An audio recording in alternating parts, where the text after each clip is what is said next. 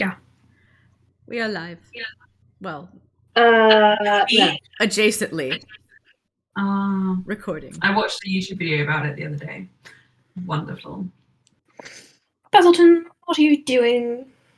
I'm watching a Dimension 20 thing called Nevermore.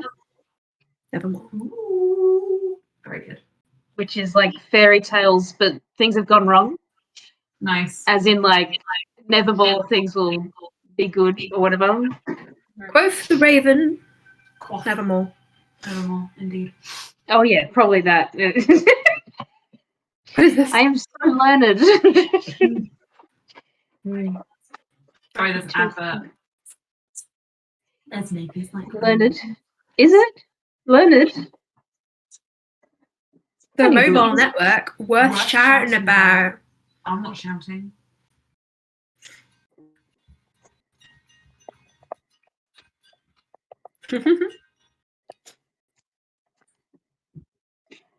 I Nice. just realised if I can't Right, so can learning. any of you hear the actual music?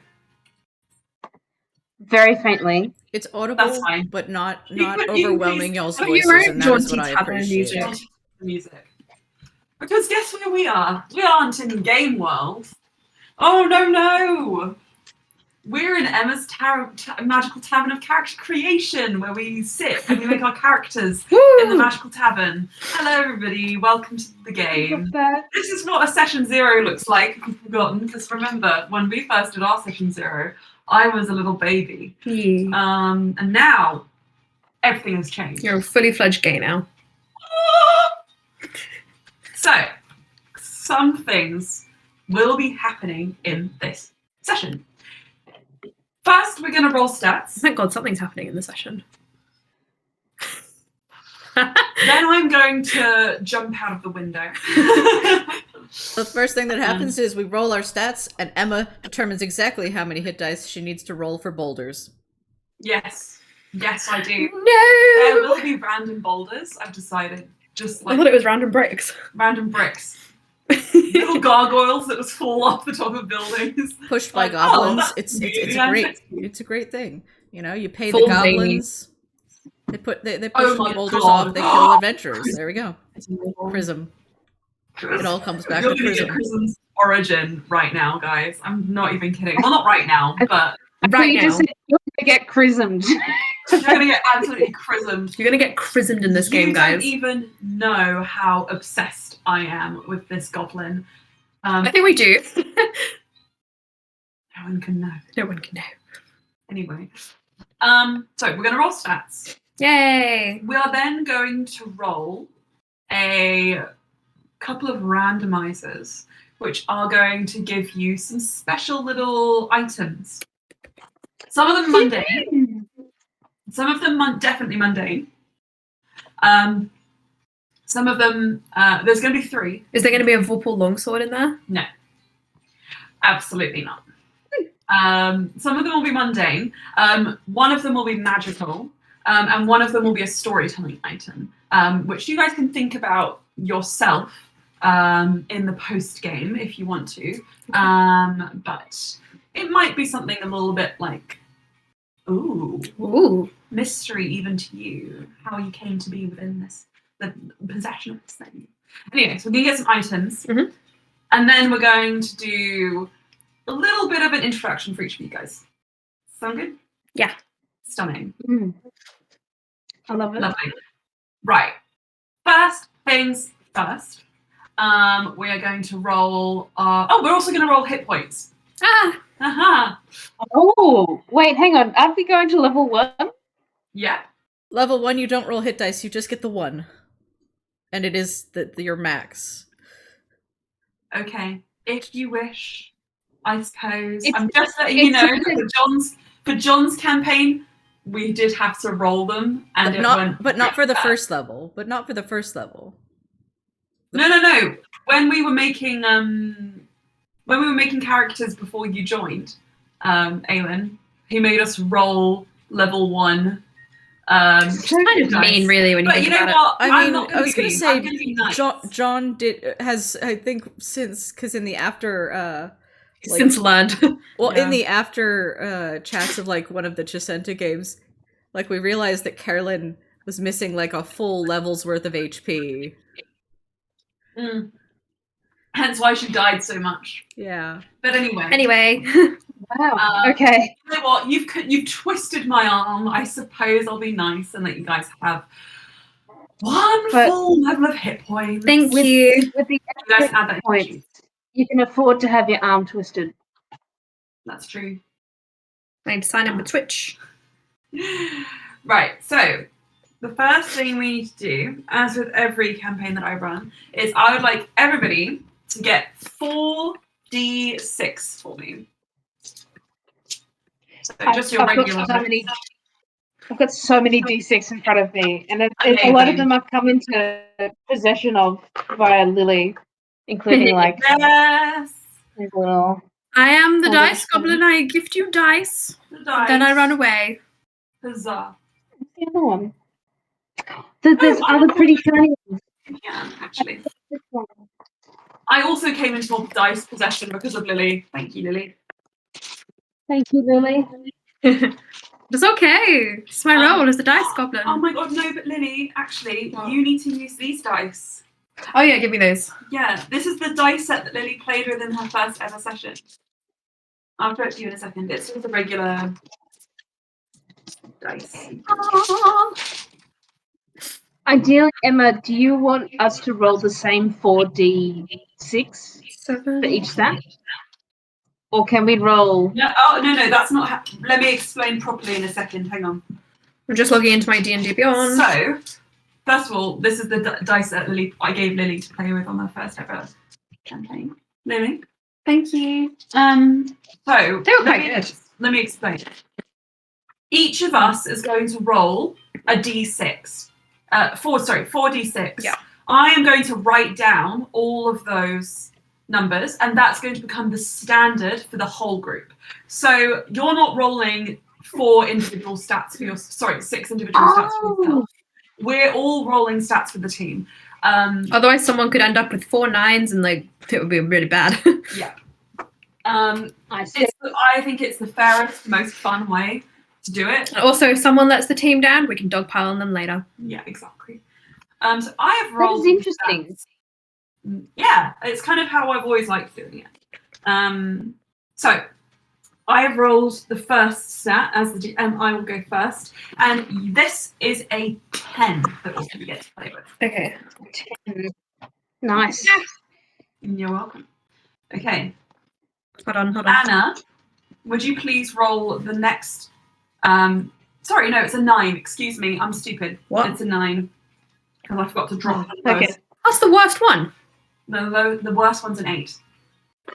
So you got almost the worst. Yeah. So Well, Anna, the you're worst gonna roll you could get 4d6 is- and drop the lowest dice. Or Beautiful. isn't the worst you could get 3? Or do you re-roll at that point? I would re-roll at that point. Yeah. Okay. Okay, so we have 3, 3, 4, and 5. So that means we have 3, 4, and 5, which is 12. Nice. That's a pretty good starting stat. Okay, Aylin, Oh, I'm next. you are. I'm going around the order of my screen, which might be different for you guys.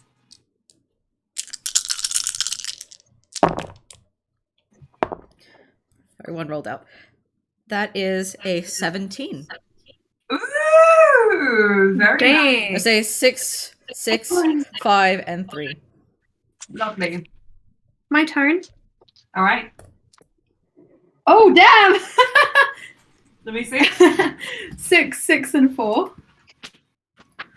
16. Perfect. Lovely. 16.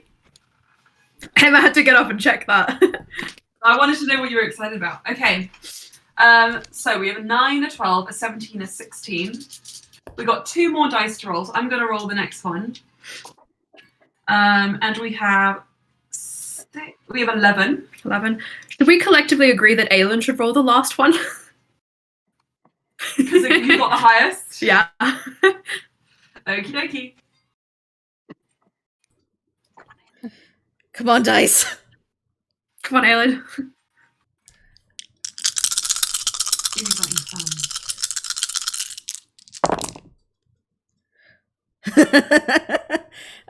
That is a 654. So 15. 15. Wow. These are awesome rolls. Jesus Christ. Nice. I can work with this. I can work with this. Yeah. 9, 12, 17, 16, 15, 11. Lovely. So you guys have, I don't know if you were writing those down, you have a 9, I know exactly where these are going to go. a 12, a 17, a 16, an 11, and a 15. And actually, me looking at this lineup in the order I've written it is almost exactly where I would allocate my scores if I was playing my usual kind of characters. Mhm. But, yeah. So, if you guys need any help picking, you can consult your D&D Beyond. Sorry, that was a bit rude. Anyway, you can consult that, or you can ask me, or you can check for PHB, whatever you require. Yay, I'm done. Question. In terms of equipment, can we pick the basic starting equipment for our class/background? Yes, you can. Okay. Awesome. So yeah, you want your basic starting equipment. And then you know how it says you can pick like, you know, arcane focuses and that kind of thing. Excuse me. You can kind of play with that for it to be something related to your story. The usual. And just let me know what it is. For our story-based item. Your story-based item is going to be something completely separate Okay. that I will help you guys out with later. But in your starting equipment, if you're a cleric, for example, you might come up with like a religious like item, which usually there's like that drop-down list of automatic options. But I'm happy for you to kind of just play with it, basically for it to be whatever you want. So long as I know what it is, so that I can, you know, weave it in. I have a question. If you're happy with me doing a different Dragonborn race from Fizban's Treasury of Dragons. Fizbins. Sorry, I'll stop. Yeah, you can. The allocation of the like racial bonuses is either +2 and +1 or +1 +1 +1. Can I on any stat? Can I follow that? That's fine. All right, cool. I know where my int and whiz are going, but Yeah. Sorry. She's so beautiful. I love Bluey. I love Slya. Sorry, Astra, as we all know. This is going to be difficult. Yeah. I trained myself into Slya, and now got to retrain myself into Astra. It will be done. Brain. I think I've got to put Dex third lowest. God, there's so I think I got it. There we go. Still pretty good. Those stats are higher than they were originally. Same for Slya? Yeah. I think so. Good. Didn't we use like standard array? I think so.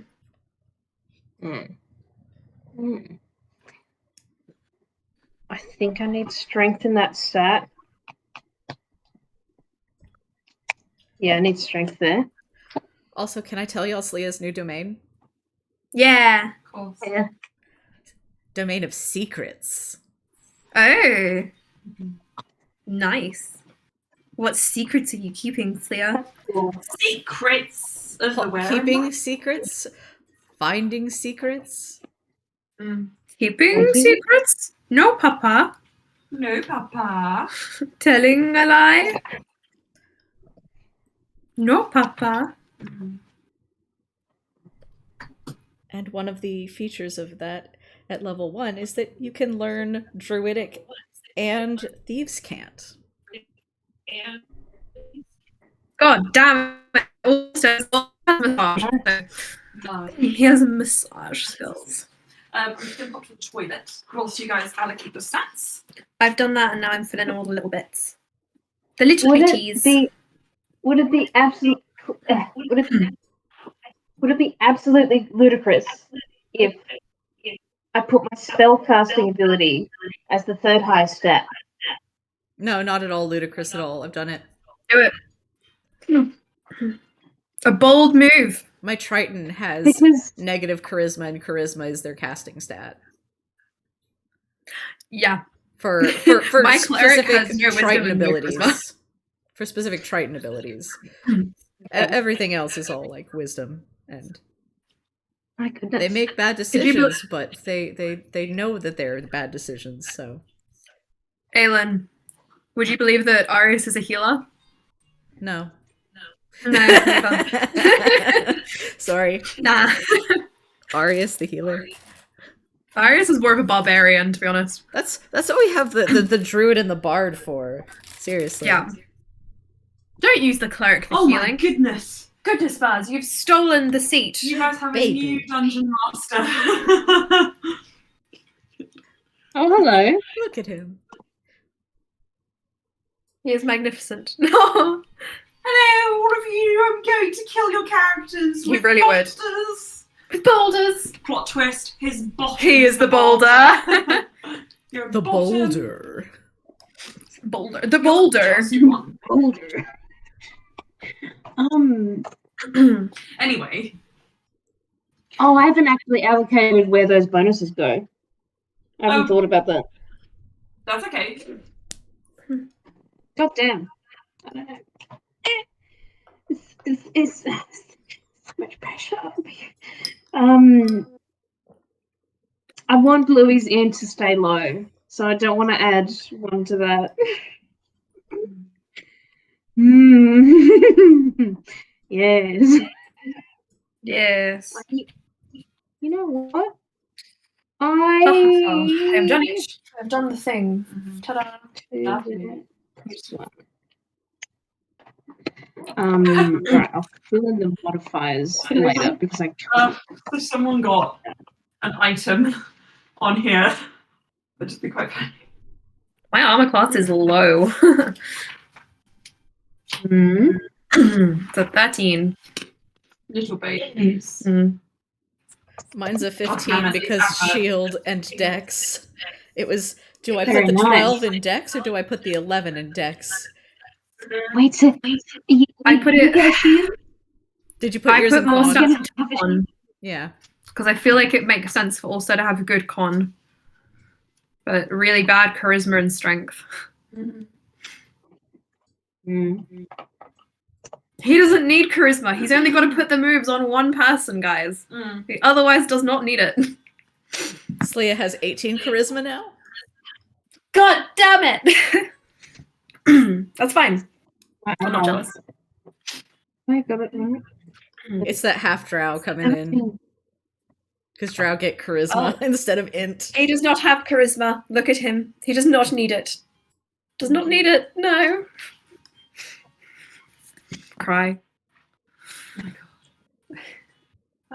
It would please you to all know that Emma is looking at monsters and stuff. I love it. For fun, friends. Is our proficiency bonus 2? Yes, mine is. Yep. It is indeed. Basil. Right, anyway, so have you guys popped your stats onto your sheets? Yep. Yep. Have if you guys are using D&D Beyond, has a campaign been created, No, or are no, you not yet. using like physical or digital? Okay. I've already I got my will campaign. I'm just sort of having a little bit of a break from the D&D Beyond sphere. Yeah. Because of very fair. all the stressful things that are going on the internet. Fair enough. Best to just avoid. I probably will create a campaign because it is, as annoying as it is, it's still convenient. It's an accessibility tool. And until like another accessibility tool comes into use. Then I will wholeheartedly throw my weight behind that. Did you guys want to know something that your characters don't know? Yeah. Alstaer has 50 Wow. platinum pieces. Do you know why? Because he's Do royal. you know why? Nepotism. Did I approve that? Yes. You told me to do that. Did I? You did. We're gonna get those. No! Not my monies that I did not earn. Every trust fund maybe ever. Not the money I didn't earn myself. No. No! Don't you dare steal it back from me, from people I stole it from. Didn't steal it from anyone. Did the rich steal from the poor? The Messiah isn't an imperialist, like, empire. Didn't steal from anyone. Big money. It's big. Big money. Rightio. Also, guys, before we start, look at my real cute stickers. Oh. They're all from TGCF and Yeah. MXTX. Little babies. If you're not real, Hey, Baz. My other little baby was summoned when I said little babies. it's true. There we go. Well, you're quite a big baby, aren't you? Quite large and in charge. Wisdom, that's the same. Intelligence, that's the same. Con, that's bigger. I worry that I would take a while.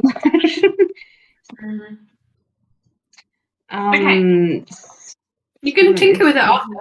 Yeah. Don't worry, and you can play with it after if you want. You don't need to fully commit to everything right now. I think we should move to our next order of business, which is going to be coming up with a mundane item for everybody to have. Cool. So mundane. Where are you?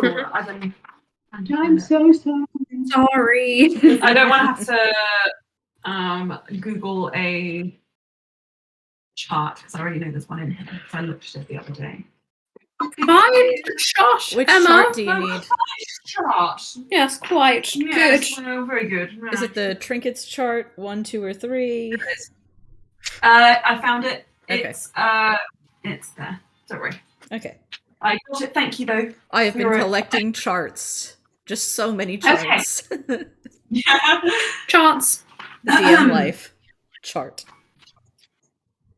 Charting. Indeed. So here is my task for you. Okay. Every item that you receive, this is just a fun thing for you, except for the story-based item, which I will figure out later. Well, not figure out, but I know. But like, I will help you out with along the way. For this random item, this is a mundane item. It can be very nice, or it can be very meh, depending on how you roll. But your goal is to figure out a way to weave this into your character's story somehow. Okay? So, just give me one moment because I want to write some of these down. It's like a session 0 minigame. It kind of is. It's like you getting random stuff for fun for free. This is the tavern where all the mini games happen. Who's excited to play more? It's like the Shrek Game Boy I had when I was younger. It's great. This game is like the Shrek game. It really is. It was. And we had Shrekamus Vitassian on our side. Indeed. 18 wisdom, 18 charisma. Who's that? Oh, that's Astra. Goodness gracious me. Would you look at all those numbers? If it makes you feel better, Bluey, my highest is a 17. Okay. I'm going to play a 15 charisma character. Oh, that'll be interesting. Blue will be different. Slya was So- previously 15 charisma. I was talking about my cleric before. I put a sticker on the back that says, I'm not antisocial. I rolled low on charisma. This is my cleric, That's so funny. who's supposed to be charismatic. He's not. Cry. All of it is intimidation. Okay. Right, so. But wait, more stickers for my paladin. Does this tell you everything you need to know? Whoa. Yummy. The first thing I need everybody to do is I want everyone to roll a d20 that's going to act as a coin flip. So you just need to tell me if you get less than 10 or more than 10. Because that's going to determine... More than 10. More than 10, okay? Just. Nice. 18 Also and, greater than 10 with a 15. Okay, alright, okay, cool. Should we all not suck? Well, yeah. Damn it! That's so annoying. Okay, fine, you get fun stuff, maybe. Good job, guys. Okay, so next up, who got the lowest? Probably me. What did you roll? 12. 12. Okay, so can you please roll me a d12? D12. 7. 7. Okay, so you have a moonstone, a translucent white with a sort of pale blue glow gem, and that belongs to you. What does it do? It's a moonstone. It's a mundane item. Oh. You got a cool thing. You got a cool little crystal. What's it do? What's it do? God damn It it! doesn't even like cleanse my chakras. Why do I want it? Don't be mean. Be grateful I didn't give you a rotting scrap of meat, which is one of the options you could have had. I mean, that makes more sense. Fine, you have a rotting scrap of meat. No, I've already written down moonstone, you see. So You have both. You also have a rotting scrap of meat. okay. Take it and be grateful. Who rolled the next highest then of the two of you? 15 and Anna had 18. Okay, Aylin, would you please roll me? Excuse me. A d10, please. In Alstair's eyes, it's not rotting. It's just fermenting. Mm-hmm. Rotten. It's a 1 on a d10. Okay. You have in your possession a gold ring set with bloodstones. Pretty cool. Very cool. Oh. I have to add the purple stone necklace. Right, go. The last thing, that's your story item, by the way. Okay. The last thing, Bluey, can you please roll me? You got 18? Yep. A d10, please. A D10. Okay. Yes, thank you. Where is the pretty one? They're all pretty, but this pretty one that you can't really see much Yeah. about. Anna, I rolled the exact same d10. Wait, really? Yes, 100%. I have those exact same set of dice that I pulled for Slya this time. And hey, did you roll a 1 on that second Yes. dice? Stunning. Because I rolled Nice. Okay, moonstones are a theme here, it seems. You have a silver chalice set with moonstones. That makes a sense. silver chalice set on the with Holy Grail. moonstones. Oh my god. Yeah, Bluey's like the champion, like King Arthur style, so a chalice makes sense. Indeed. You almost got a silver-plated steel longsword. Can't find rotting scrap of meat in the inventory. I'm sorry, honey. That was number 2. Silver-plated steel longsword with jet set in hilt. Jet? I'm sorry. I'll take a regular longsword. It's fun. I am thinking of doing longsword. Mm-hmm. I'm making a custom listing for rotten scrap of Good. I'm glad. I'm happy for you. Oh my gosh. These other items, in theory, should be in the DMG. In in the inventory listings. If they're not, you can just make your own little thing for them. Rightio, then everybody's gonna, now this is the last thing you need to roll before we get to the sort of story items. But those are going to be things I want you to think about in between now and like the next session. We're gonna get you some magic items, okay? Magic! Now, do not expect anything particular. Magic!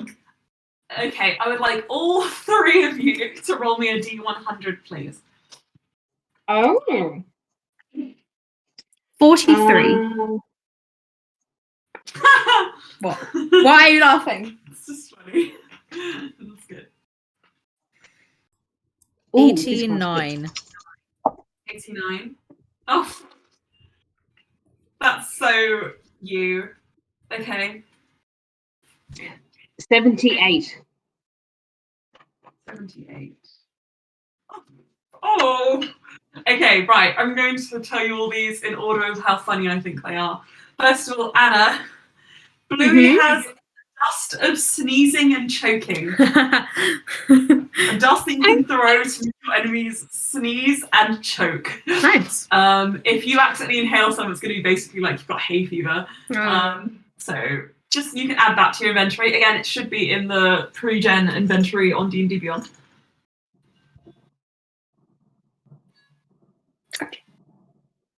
Wow. Oh my gosh. I know.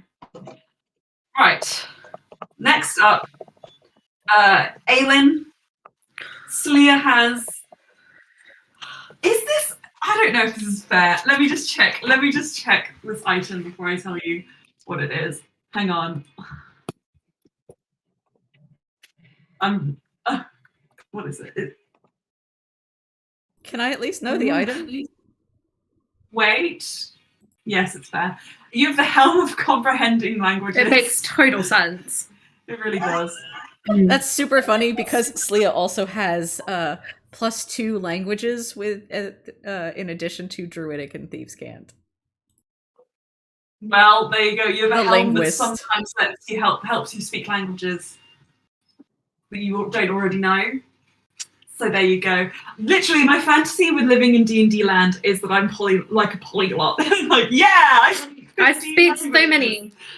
And Alstaer, Lily, you have a potion of hill giant strength. Nice. I thought it was very funny. That is funny. You could have gotten a filter of love, which I think is hilarious. He wouldn't have used that. No. You also could have gotten the wand of secrets. Aww. Secrets. Other options on here were mithril armor. Aww. Sorry, guys. A bag of holding. Aww.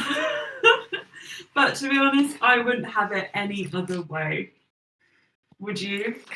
No. I Also, suppose a not. fun fact: Slya's like one of the level 1 spells that comes pre-packed with the secret subclass is comprehend languages. So Well, it's like you really want to be a linguist. Here you go. Everything is a linguist for you. Everything geared towards helping. The hill giant strength is pretty good. It is very good. When I drink this potion, my strength changes to 21 for an hour. Yeah. So one use potion, make sure you use it well. Oh, yeah. Alstair's going to be big. Well, I don't think it changes his appearance. I just think it makes him really strong. I'm deciding it gives you Joshin energy, where it doesn't really change your appearance. Anna, yeah? The mention of languages prompted me to ask, is there, I'm planning for Bluey to do, I think, Acolyte background, Yes. which means 2 extra languages. Is Common, Draconic, Elven, Elvish, whatever it is, and Dwarvish, are they all good? Those are great. Those are Languages. like the basics. Those are like the standard languages. All right. Of Wanted to the check. realm. Common is the one you're going to encounter most commonly. Most and then from there, Dwarvish, especially in Aprea, is pretty good considering it's so close to Cogralia, which is basically full of dwarves. Full of dwarves infested by them. everywhere, dwarfs. The line of Durin is strong. Anyway. And then, I mean, there's Fae, elves. Those are, you're pretty sorted. So you've got Draconic, Common, Elvish, and Dwarvish. Yeah, fine. Okay. It's much more useful probably than what I speak. Yeah. Why did you say yep? No, I wasn't saying yep to you. I was saying yep to that I just finished my sentence. So yeah. Sure. Oh. You hate me. I speak Common, Druidic, Elvish, Sylvan, and Undercommon. Very useful, actually. Kiss, kiss. Fall in love. Do do do do. Do. Sorry. Right. So let me just write all these down. So Anna has Moonstone Chalice. You have a chalice. I just have a crappy moonstone. The chalice set with moonstones. Okay. Aelin. Go away, Nescafe ad. Aelin has a bloodstone ring. I'm really curious to see how you weave that into your backstory. Obviously a gift from Perinia. Yeah, I was thinking that too because it's in her colours. A bloodstone ring. And then Lily has a moonstone. Whee! Okay. Right, and then for your magic items, potion of hell giant.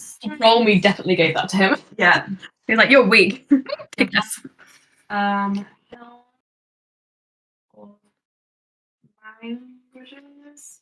You guys are gonna have to protect him. He's very weedy. Indeed. And dust of choking. Sneezing and Yeah. Sneezing.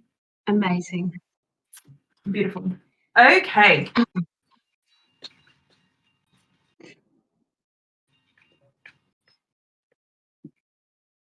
Brilliant. Okay, so the last thing you guys are going to roll for is your storytelling item. Now, the way a storytelling item works is you know a little bit about it, but I know more about it than you do. I'm guessing I'm not rolling for this. You're not rolling for this. But Anna and Aelin, if possible, I would please like the two of you to roll for me. Doobie-doobie-doo. Shabby, A- labby, Laura, My oh my! A D20.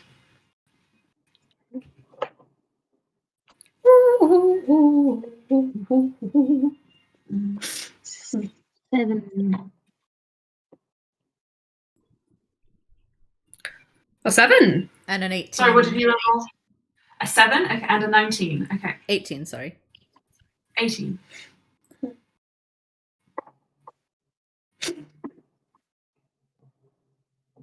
Okay.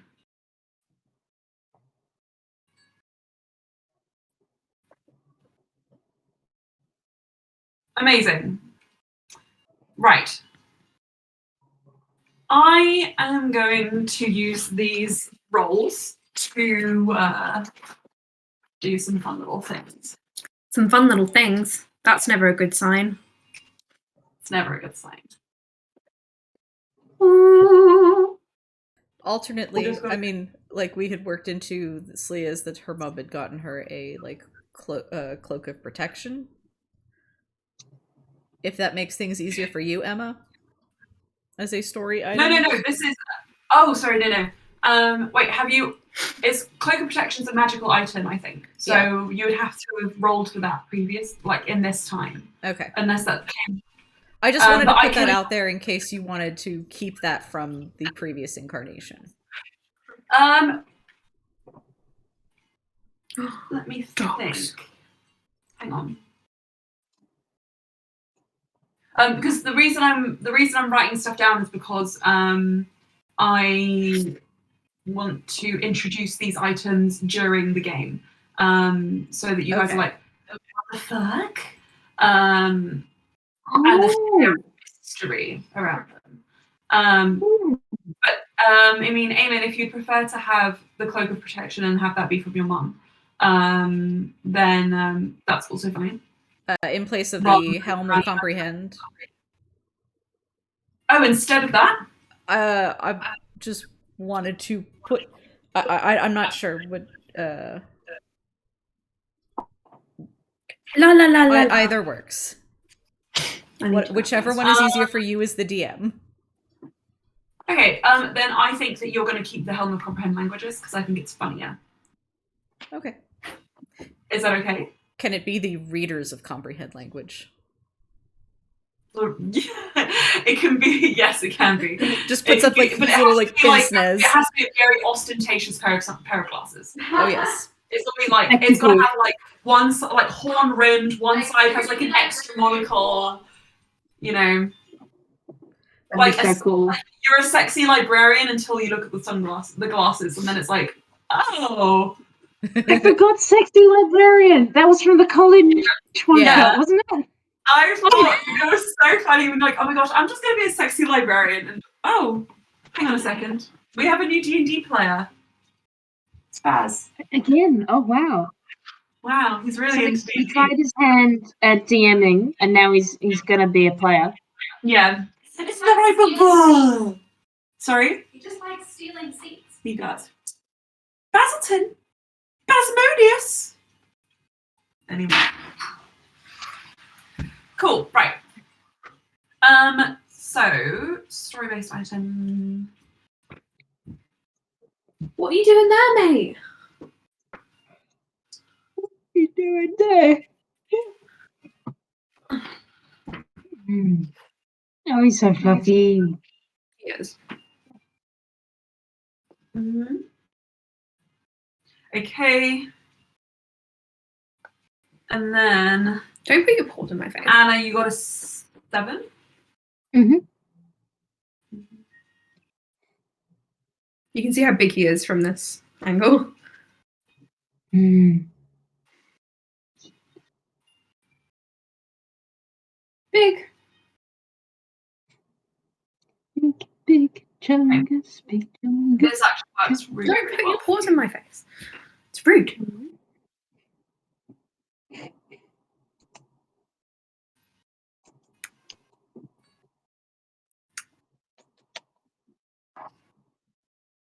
Okay. Oh, I got that wrong. I wrote Aelin twice.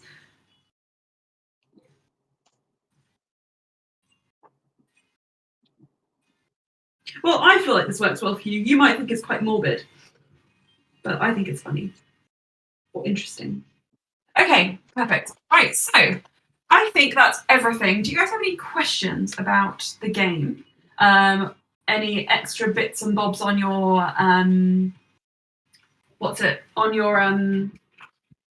character sheets that's not filled in yet? Yep. Is the idea of the mundane magic and storytelling items that the mundane and magic are on our person at the start, Yes. and the storytelling is one that's You're going to introduced get to us? this session. Yeah. So you guys have currently, however, and this is for you to decide how you came across these things, whether you bought them, whether they were gifted to you, a mundane item and your items are really nice. I wouldn't say they're mundane. Some of you could have gotten rotting flesh. I got that because you gave it to me. I did. For free. For free. Hi, baby. Please You stop, enjoyed please. that. And then the magic item is the same. So you guys have those two things. The story-based item is something that is going to be acquired during the game. With the exception of you. Exception of me. I wonder if you can guess what my item is. Ha ha, you'll never know. Well, you're trading storytelling for goodbye to mystery, because everybody already knows what you have.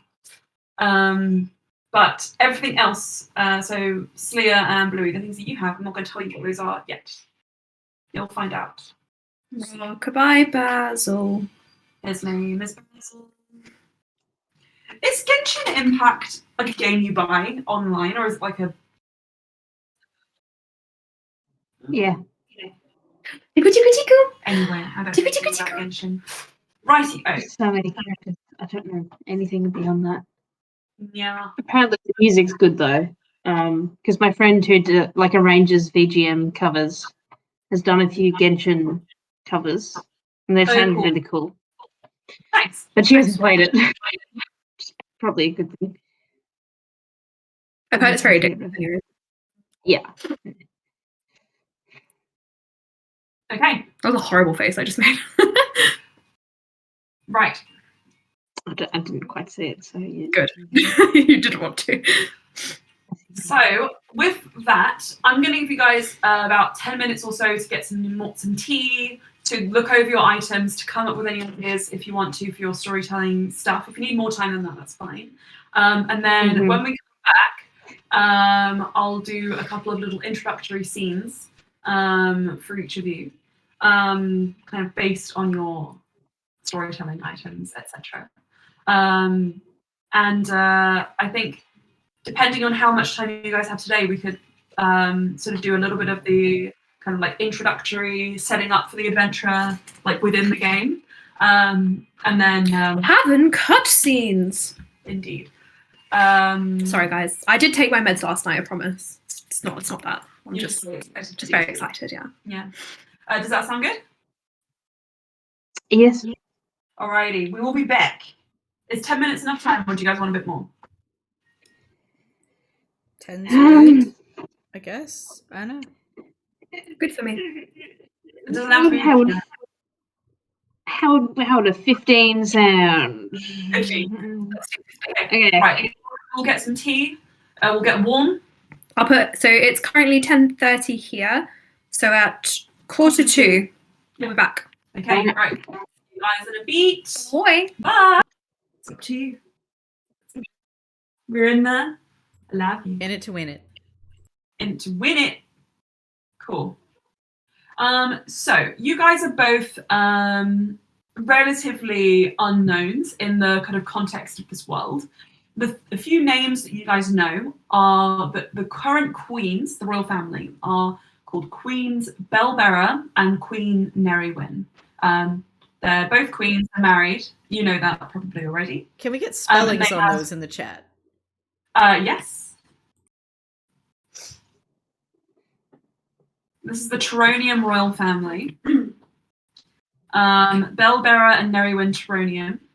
And then they have an heir, a son, called Picarus.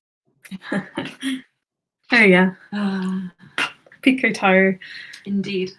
Okay.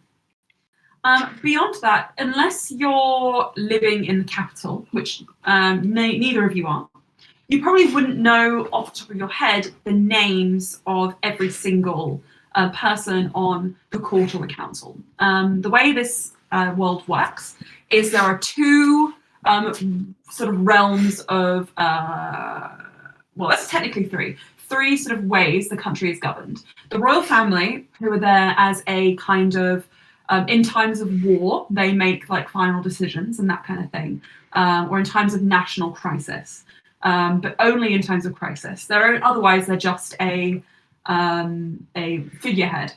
So, for example, only the royal family can declare war, etc., etc. Then there's the Dragon's Council. The council exists to advise the royal family, but doesn't actually advise the rest of the country. These people are there to make sure that the royal family can do their jobs and know when to act and when not to act, right? And then the people that decide for the whole country are not necessarily experts in any particular field, but are elected by the people. So the Dragon's Council are experts in, for example, war, arcanum, like economics, that kind of thing, so that the royal family is as learned as they can be. And the Dragon's Court are people that are elected. So that's mostly made up of, because it makes sense, religious figureheads, despite the fact that like some of them don't necessarily have come from a high-standing background or whatever. Paladins and knights, people who have like done good deeds for their communities, and other sort of learned individuals who have kind of really climbed up the ranks or made themselves, renowned. There's only one individual who falls outside of being a paladin and knight or a like religious individual, as far as you know, and that is Clara Cerberus. Come on, guys, let's try and kill her this campaign. Let's get rid of her. She's an atheist Oh. Mm-hmm. right now, at the very least. Death to Clara. She's an atheist. Hang on. Apothecary from the country. What? She's not from Melas, remember, originally. Remember, you've never met her, Bluey. You've never met her. Thank you for sparing me, Clara. She came in afterwards, so you guys are fine. Like an infection. Indeed. Okay, so the people that you guys have contacts with, I'm explaining this so that you know. You guys have a couple of contacts from the Dragon's Court. Because obviously they're regular common people, it's more likely that you'll be able to contact them. So both of you have spoken to Chief Cleric Safir, which is S-A-R, and then F-I-R, who is a cleric at the Temple of Bahamut. She then introduced you to the highest of paladins at the Temple of Bahamut through letters. You've never met this person, called High Paladin Osmus, and he is very well known. Osmus. Yeah.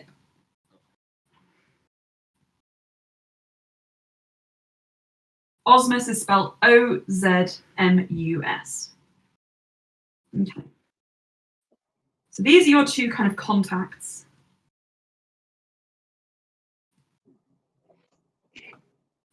What sort of are they humans, tieflings, dwarves? Yeah. Osmus is a humanoid, just human. Boring. Sorry. Sorry. That was mean. That's okay. And Safir is a tiefling.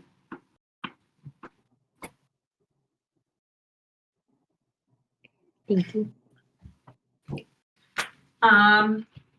You've had sort of written communications with both these people, and it's likely that at one point or another, both of you have met Safir, so you would know her by face. Right. Alstaer, Me. you get a one-on-one. I'll let you have it. Yay. It's what I deserve. Mm. I'll be very quick. Hang on. Ba-dunk. Turn off your microphone. Sorry. Have to say it every time. Every time. Every time, boys. Okay. Excuse me. Sorry. To the... Okay. Perfect. I think I should just put in brackets after Ulster's name. Trust fund baby. You really should. It's the conversation that we had. Okay. Can't do anything for himself. Mm-hmm. Rightio. Still a dependent, that's fine, you know. He is 18. Okay, I will say, Ulster is 18 years old in the beginning of this campaign. Yeah. He is a baby. He's a Ballet. He's a baby. Well, he's not a Ballet just yet. No, He's a baby. he's a baby. Wonderful. Okay, so all of you have your contacts. You have your purpose in life. Well, Oh right, I thought you were saying hours and like, wow, that's mean. I thought you were saying hours and a cat got you. Yeah, I was saying hours and a cat got me. He's been got. Got. No. Yeah, he just scratched me, that's all. Okay. He was trying to need. He needed to need. He needed to need. Oh my god. You know, is it Lala? Yeah, Lala's been getting into the habit of making biscuits. Painful on biscuits. their Skin. He crawls in at 2 a.m., finds a patch of bare skin, and starts kneading it. It's so upsetting. Whilst drooling. Whilst drooling, which then sets off Lily's allergies. He drools a lot. Yeah, Do you reckon I'm severely allergic. I bet he's asleep on the bed. I'm gonna go take a photo for you. Yeah, he's very sweet. Baz's glaring at me. Baz likes to sit on the periphery and glare. Is he sleeping? Yeah. He's curled up in our pajamas. No. That's him right now. Asleep on our Perfect. pajamas. He is perfect. Perfect little cinnamon Perfect stroll. stuff. And then we have Basil. Oh, look at take a photo of Basil glaring. You look so angry. Why are you so angry, bro? Right. That is Baz right now. Great. I love it. Ooh. He doesn't quite fit. He like kind of spills over the edges. Yep. Hang on a second. Someone's coming to get the sofa. When? Tomorrow. What time? Nice. We're getting rid of our horrible sofa. Finally! Nice. Finally. You guys don't understand how disgusting our sofa is. You do not understand. Like cleanliness, or is it like really horrible to sit on, or? So it was very nice for the person. It was one of your aunts gave it to us, but it's like old. It's a really old sofa. It's got stains on it. It's a bit stinky. It's grey. And it's got these weird, colourful dots on it. Hold on, I'll send you a photo.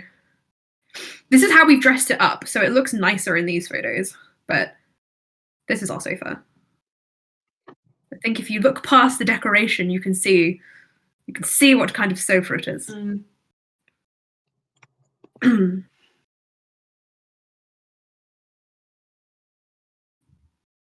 It's taking a while to load, sorry. It's not a nice sofa. It's not pink. Sorry, background, please load. It's awful. Oh, that is on you. Look, you've done a really good job, because I think, We I had to think make it that- look nice to sell it. is there like pinky red staining at the bottom of the like back bit, or is that just like the photo compression doing something weird? Probably the photo compression doing something strange. There are like watermarks on it and stuff. So anyway, sorry, D&D, fantasy. We're not talking about yucky couches. We're talking about taverns Yeah. and dwarves and Non-yucky. elves, lizard people. Indeed. Style Bluey after a blue-tongued lizard.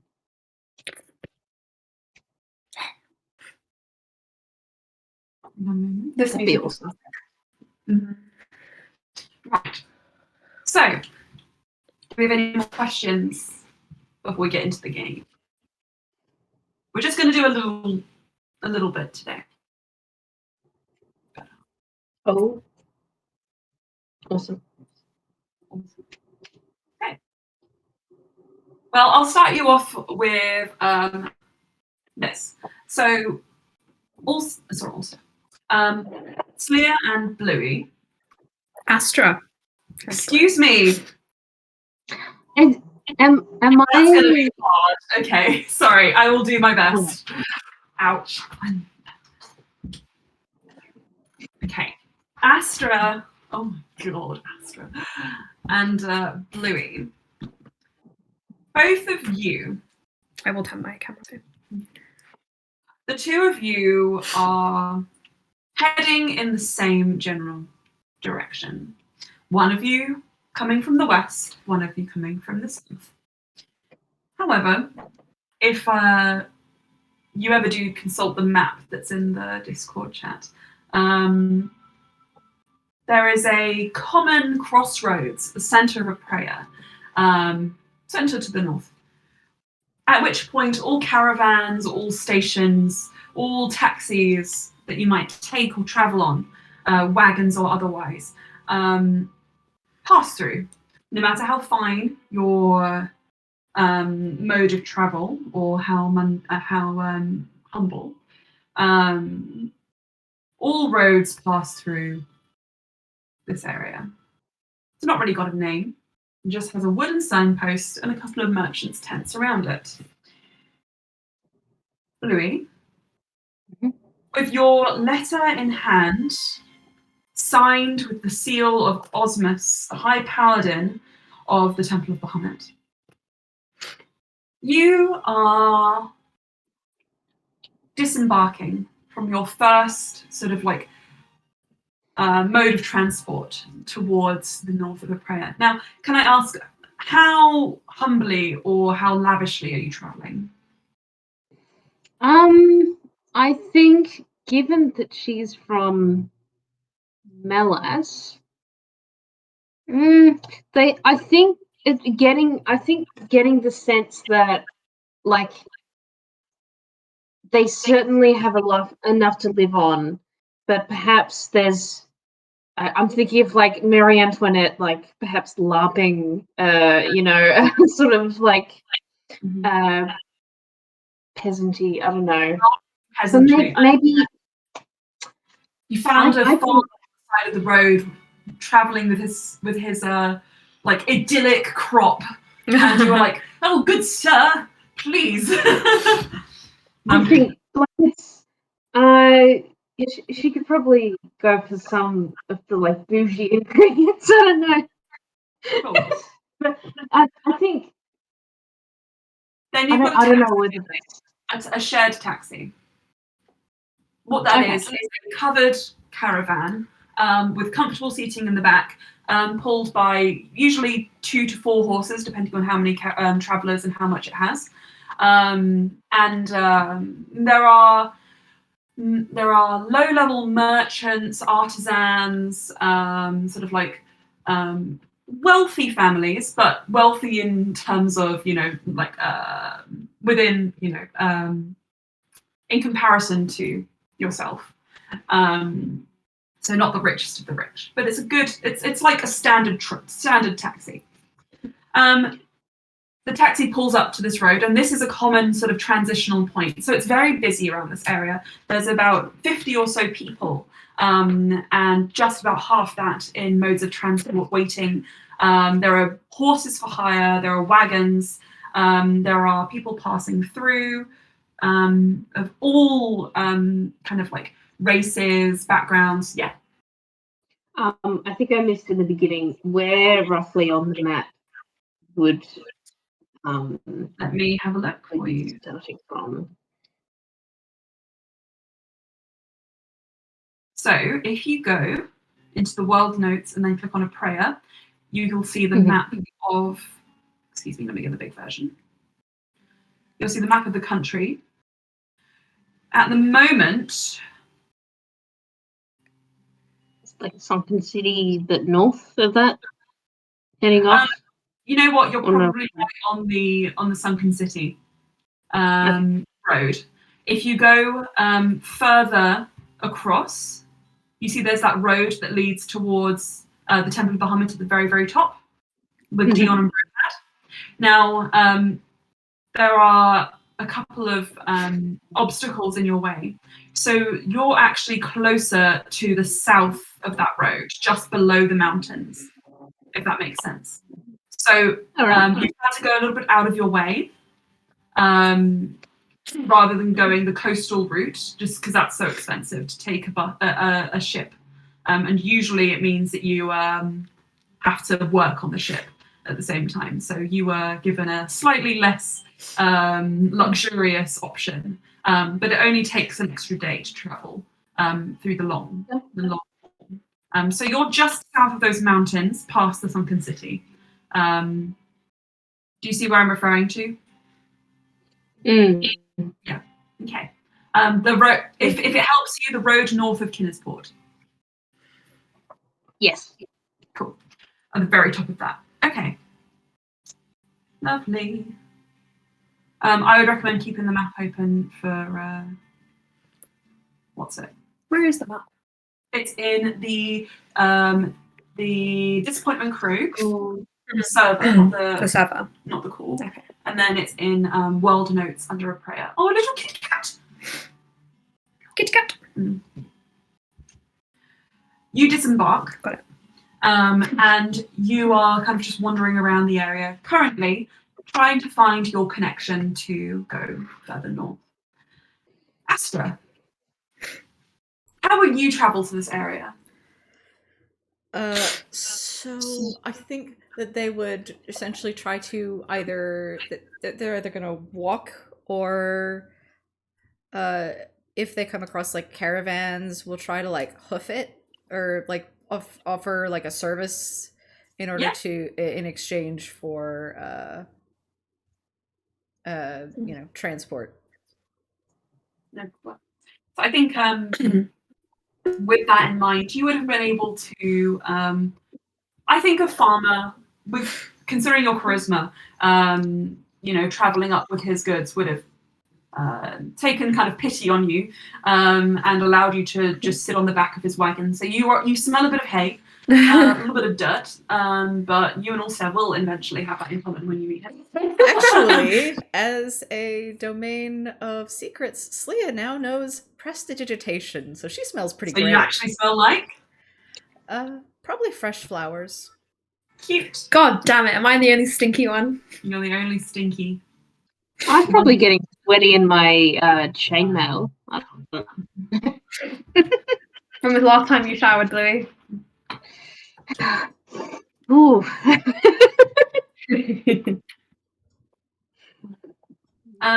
Astra, as the cart reaches the end of the Kinnersport Road going north, you've had a pretty busy and lively journey up until this point. It's, leaving Ironstone, there is a certain degree of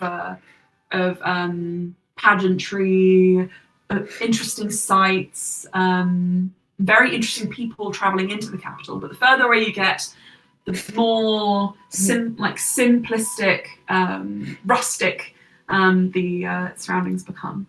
And eventually you get into stretches where you don't see people at all, except for occasional farmsteads and so on. And it's at one of these farmsteads where the driver of your cart, of your wagon, pulls up to a stop and says, "Well, love, you'll have to make your own way from here." Well, thank you for getting me this far. It's been a wonderful journey. No, it's all right. I mean, but do be careful. There are awfully strange ones in these parts these days. Of course. Well, the stranger, the more interesting. Oh, I don't know about that. When I say strange in this instance, I mean it. I mean strange. Real odd ones. People who you can't tell from dead, if you get me catch. Oh. Be careful. Well, thank you for the advice. No problem. Take a couple of the potatoes from the sack, butcher.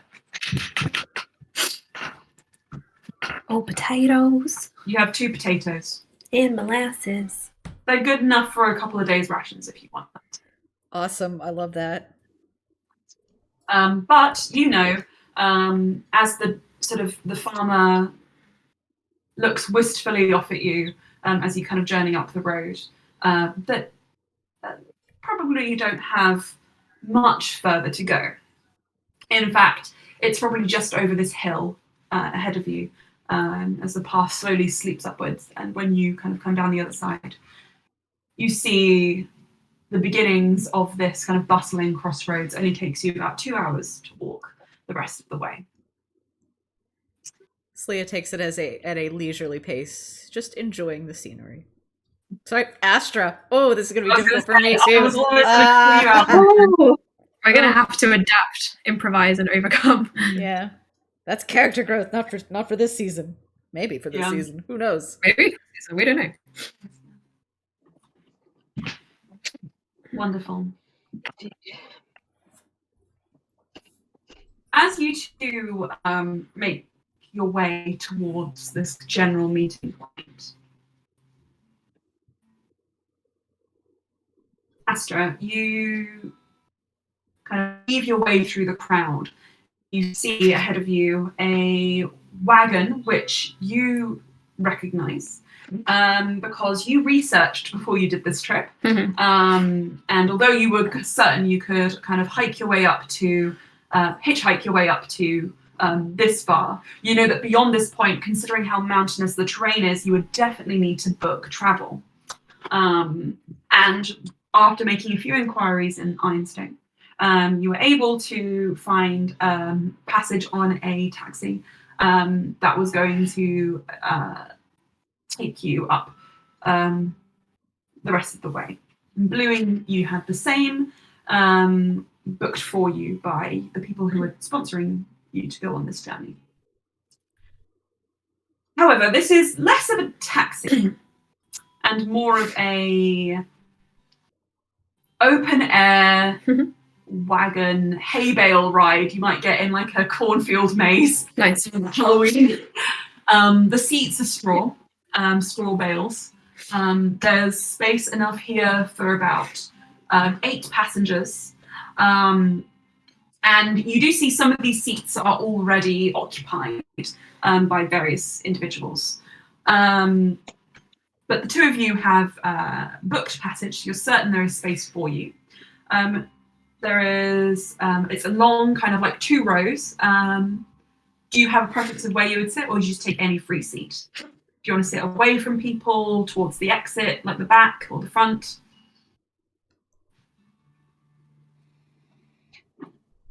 I think Bluey would be.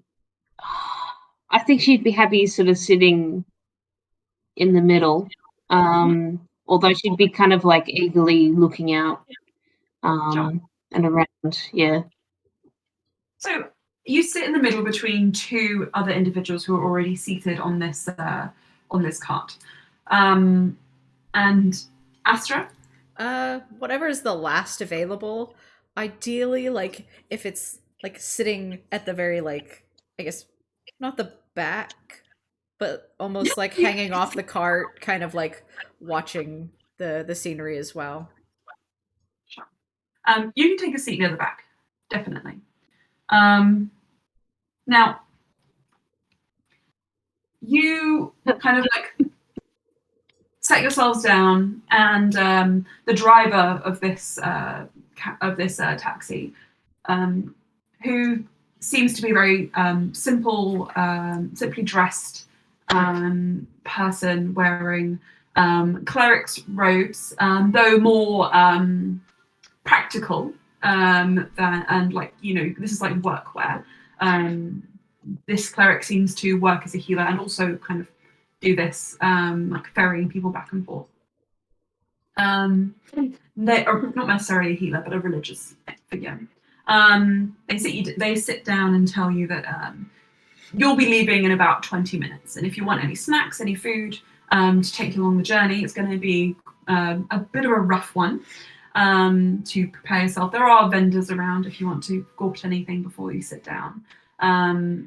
But if you don't, then you wait that 20 minutes. It's up to you. Before you travel off towards the north. The north. The north. The north. Indeed. Astra's gonna get out a bit of knitting. Oh, classic. Maybe a bit of lace point and just something small to keep their hands busy. And is going to eavesdrop on everybody around. So what's your perception? Passive perception is 14. I'm still the highest. Naturally. I'm not proficient. I just want to get a little bit of eavesdropping. So, on this cart, Bluey? I should have asked this before. Bluey has like a holy symbol. Would common trans be something to do with like eye and tear related imagery? Like crying. All right.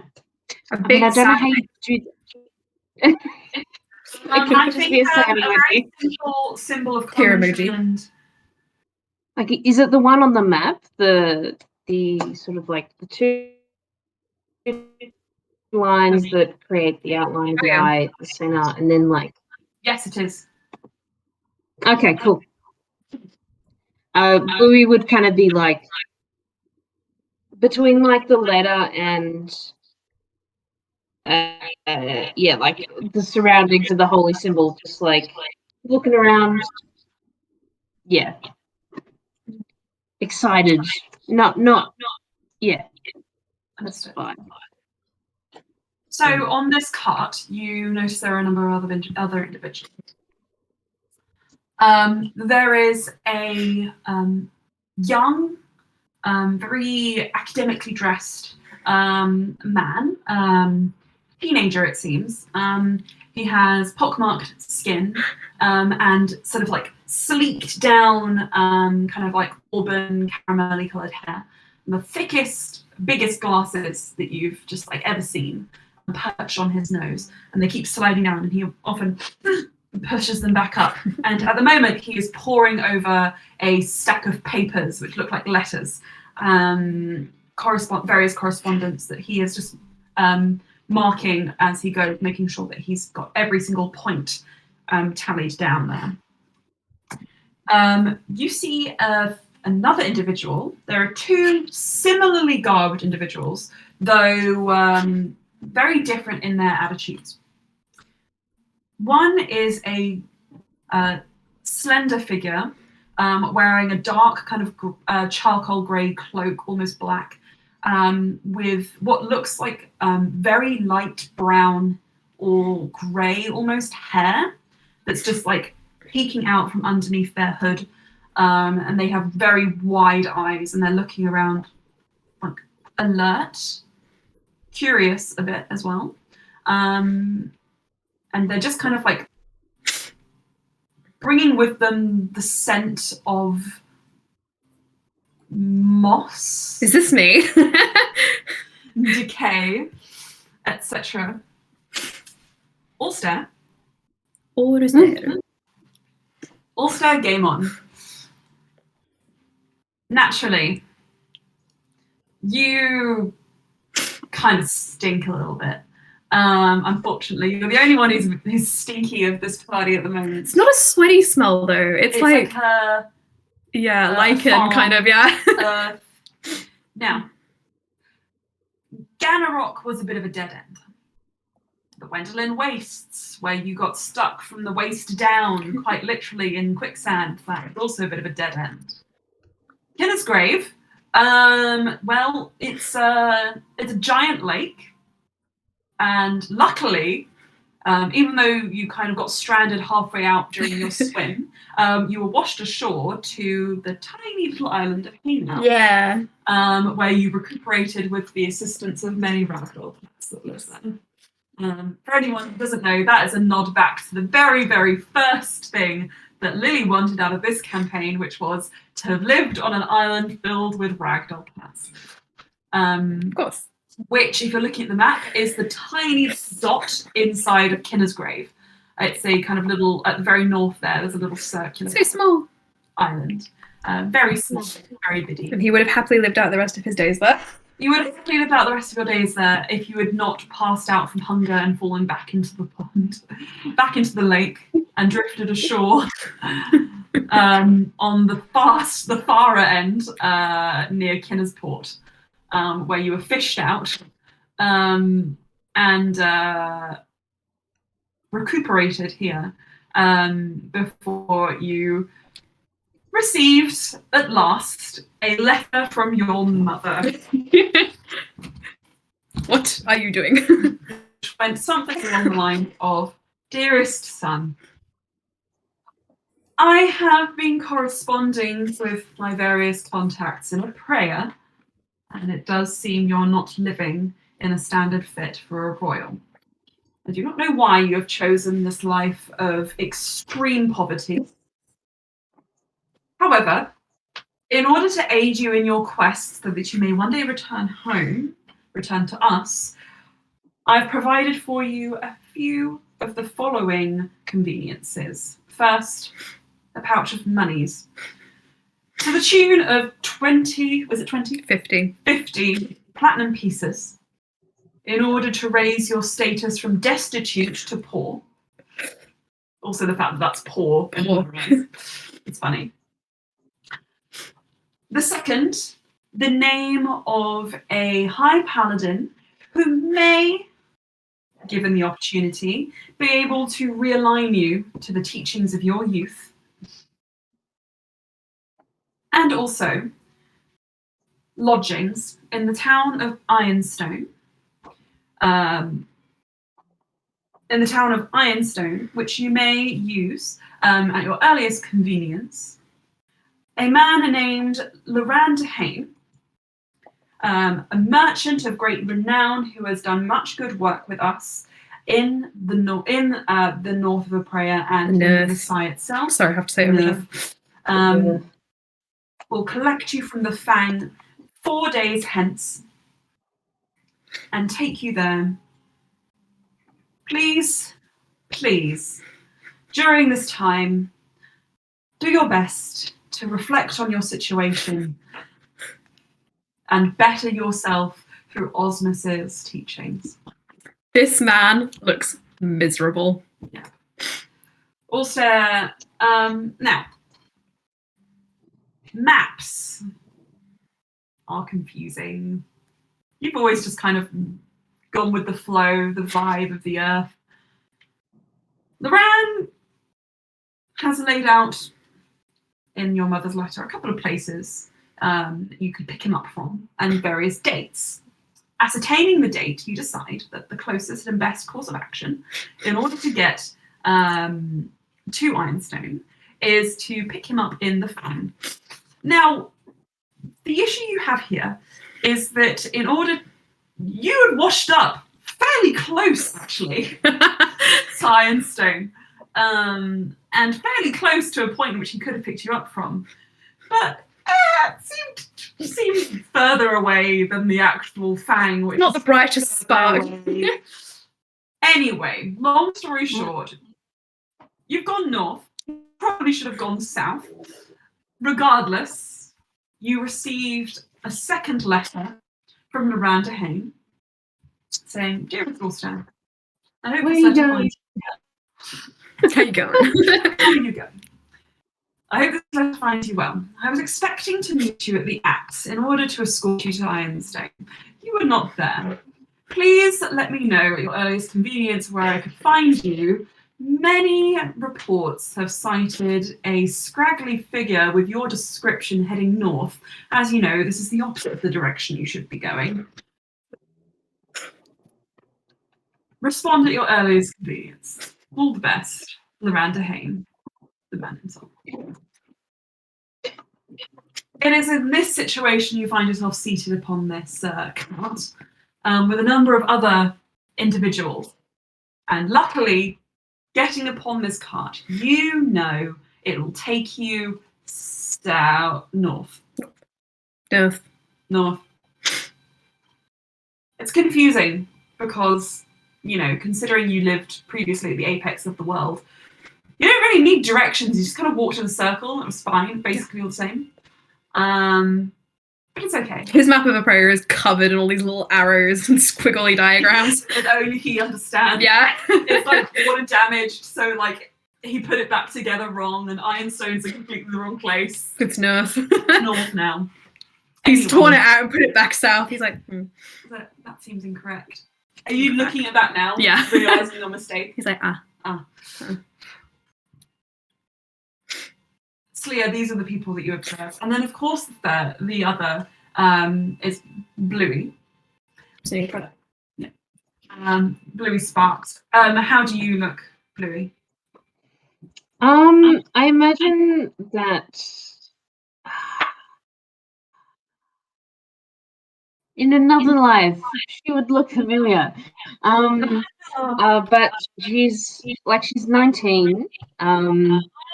Baby. Baby.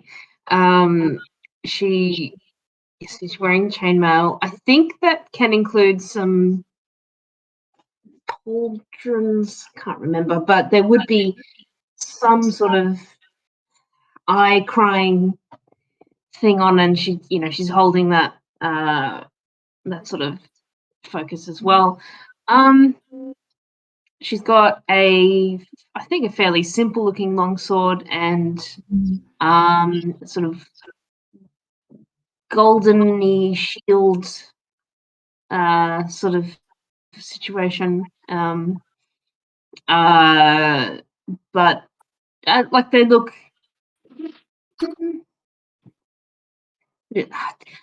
Look, they look quite new, although you'd be able to tell from her muscles that like it's not like she can't do nothing. But she does look very young and eager. Yeah. Cute. Cute. Are any of you talking to each other? No. Talking to himself. Talking to himself, what are you saying?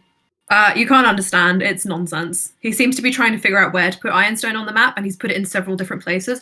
All of them somehow wrong. Nice. I think Bluey getting onto the cart would sort of be like, like nod at everybody and, kind of be curious as to, if they're doing anything and sort of maybe look at Alstaer going,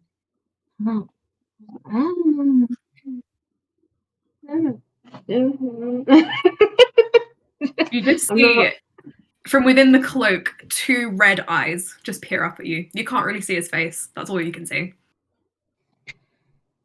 You'd get a very similar aesthetic from Astra, with you see this just very like long multicolored hair and like horns that have like these starry freckles like peering out of like a cloak.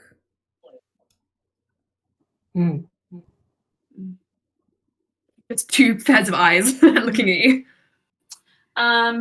He's like, wow, creepy. Like, yeah, glowing moon eyes.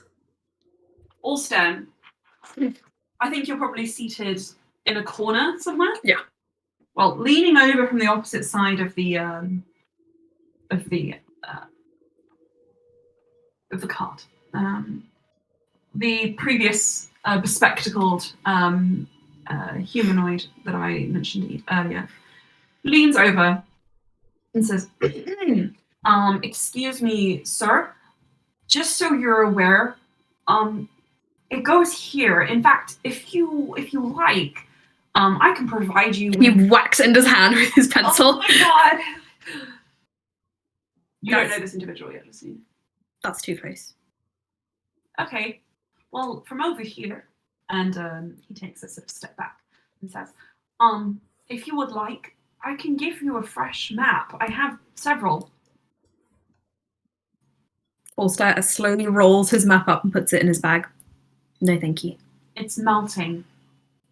It's fine. It's got character. Okay. Right. And he sort of leans back and busies himself again in his letters. And you just hear, oh, jeebers, as he like looks through his papers. Can I sneak a look at his papers? Of course. Is that a perception or investigation? A perception.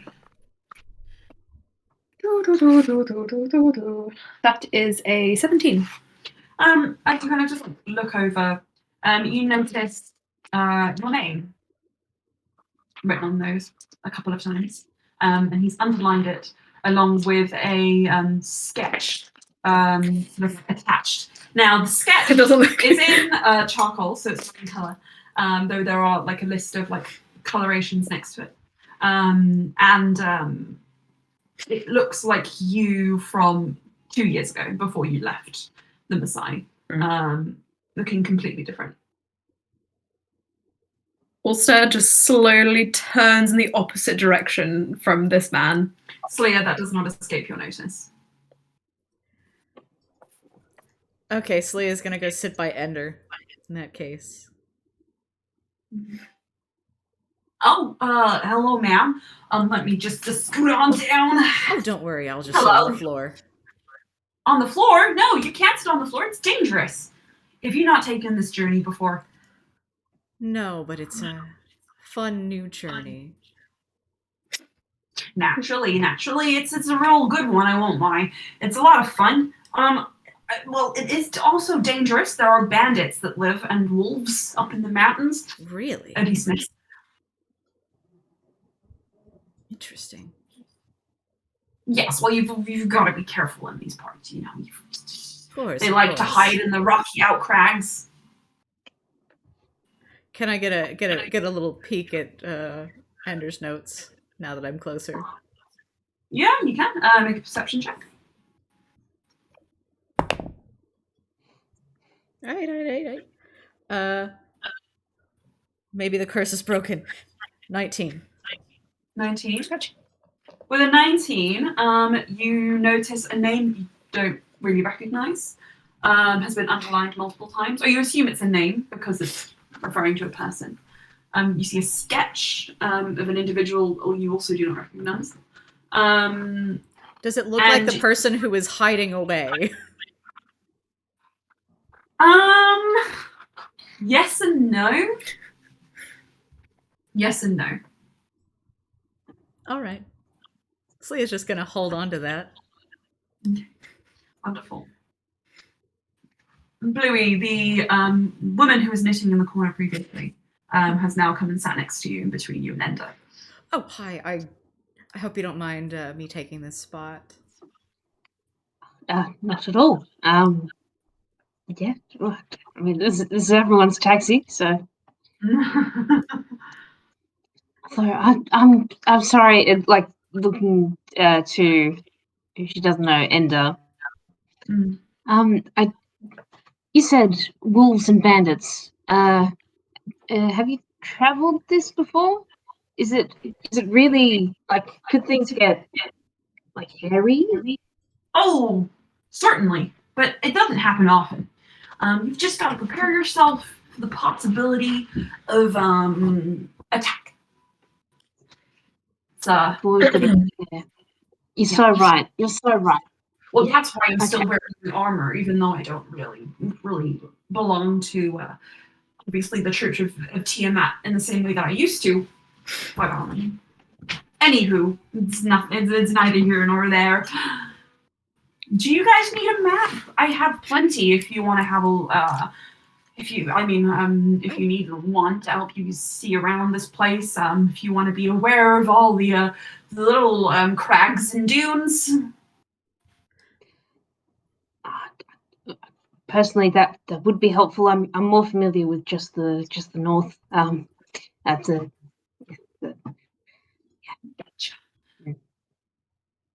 Well, Sorry, I didn't if you catch your name. need any, I'm me, Astra. my name is. Oh, Astra, it's good to meet you. And you're looking at you, Blue.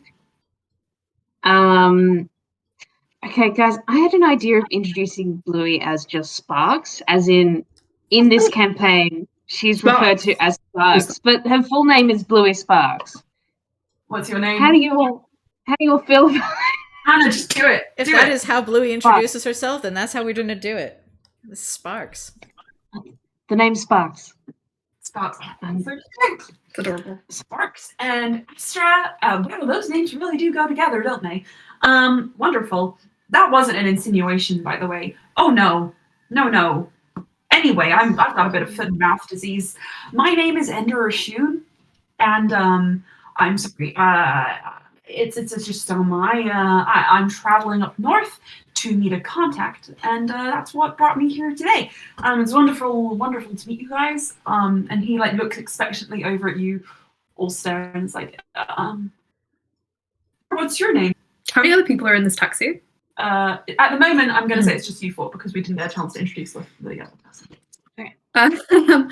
Alstaer is silent, as if he hasn't realized he's being spoken to, and then he slowly looks out from under the cloak, still can't see his face, and points at himself. Me? You Yes. don't have to. I just wanted to make a nice conversation. Brian. My name's Brian. Good to meet you, Brian. We're going to be coach buddies for the next 8 hours. Right. When he says his name, he sees Astra just kind of grin a little bit. He props his book up and continues doodling in it as they go. Stunning. At this point, as you guys will introduce yourselves to each other, and the cart slowly begins to turn its wheels, the driver turns around and they say, "It's only 8 hours, so buckle in. I hope you've all got your provisions. Do be aware there are dangers along the road. I will say, anything we come across, if anything does you any harm, I am a healer and I will be able to help. It is very unlikely that we will come across any danger. In the unlikely event that we do, please do not leave the cart. Running off into the mountains is the leading cause of death of dying in the mountains. Good If to you need know. anything, my name is Kaylee. I'm a cleric with the Temple of Bahamut. Do not worry yourselves too much. Thank you, Kaylee. Okay. Kaylee is a dwarf and uses she, they pronouns. Just in case anybody wants to know. So, she starts to get the wheels in motion, and just as that happens, there is a slight commotion from behind you.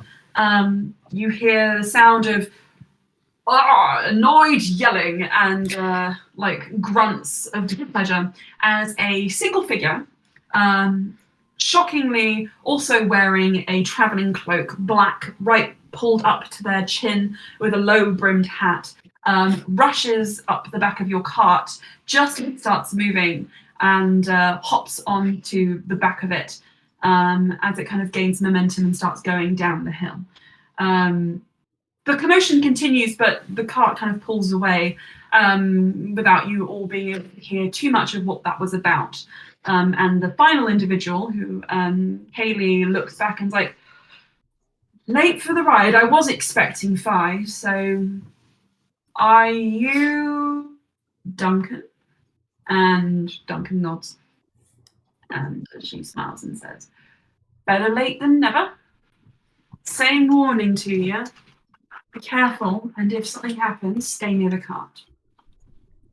Duncan doesn't make any replies or any kind of anything at all, really.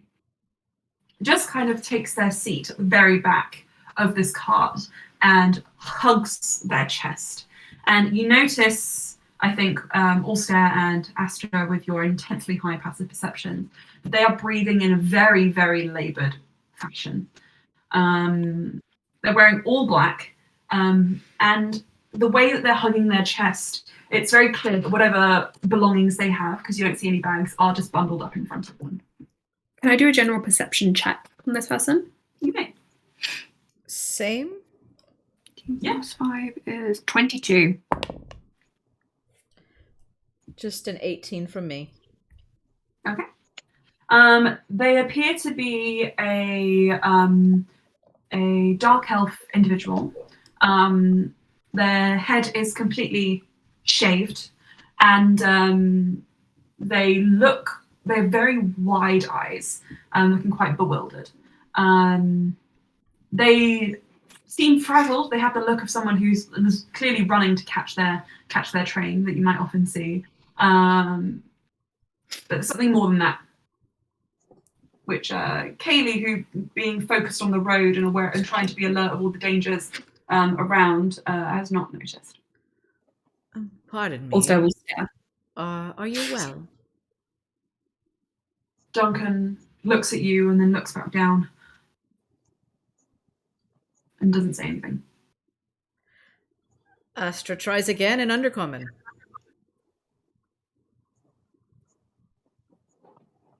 Looks at you,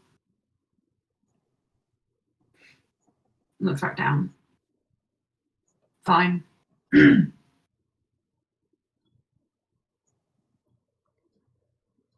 The cart continues trundling up, and you get the distinct impression he does not wish to talk for whatever reason. I would like to stay with my body angled towards Duncan. Mm-hmm.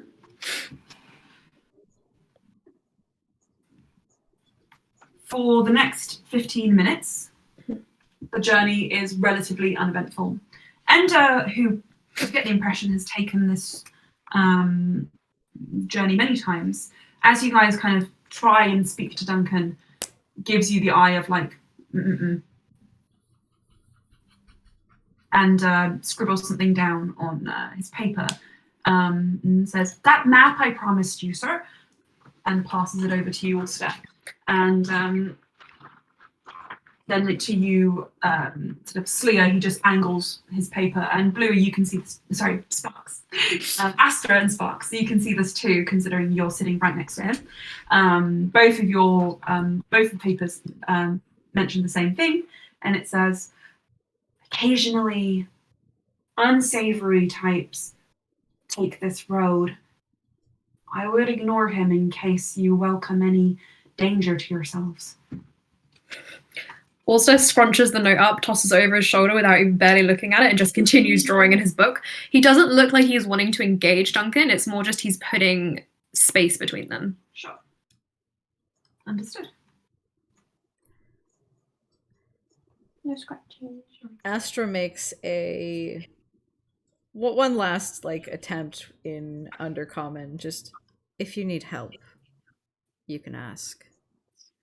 And then kind of turns back, trying not to necessarily like put too much attention on Duncan.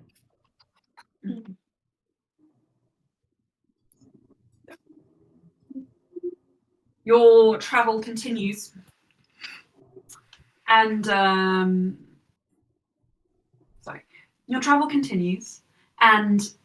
the journey is rocky. You get the feeling as you enter the mountains that this is a very oppressive part of the landscape. There's clearly a reason why Slya, I'm sorry, you were highly advised to travel in a group here. And seeing the fact that you have a paladin or a knight in Bluey with you, and trusting your own skills and seeing it's a well equipped journey. It's a very sturdy cart, and Kaylee looks very competent. You feel more comfortable, all of you, but it's still a very sharp view of the landscape that you have. And about 2 hours into the journey, Kaylee pulls the cart to a stop. Everybody quiet. And she reaches down by her legs, and she pulls out a tarp that's just sitting under her seat, and she says, "Hold this over the lot of you, please." All right. Thank you. And when you unravel the tarp, it has a horrific smell of decay, blood, metal, and Kaylee pulls out a bell from under her seat, attaches it to the top of the cart. And Astra, you know that this bell has a very specific purpose. From the sound, you recognize it. It's a plague bell. A plague bell is something that is rung when a cleric or healer is carrying the bodies of diseased and deceased people to their final resting place. When you hear this bell, the instinct is fuck off, in case the plague may still spread to you. It is meant to let people know to keep a wide berth. And it is being used here, you see, to the effect of, if anybody is around, just so you know, I've got diseased people back here.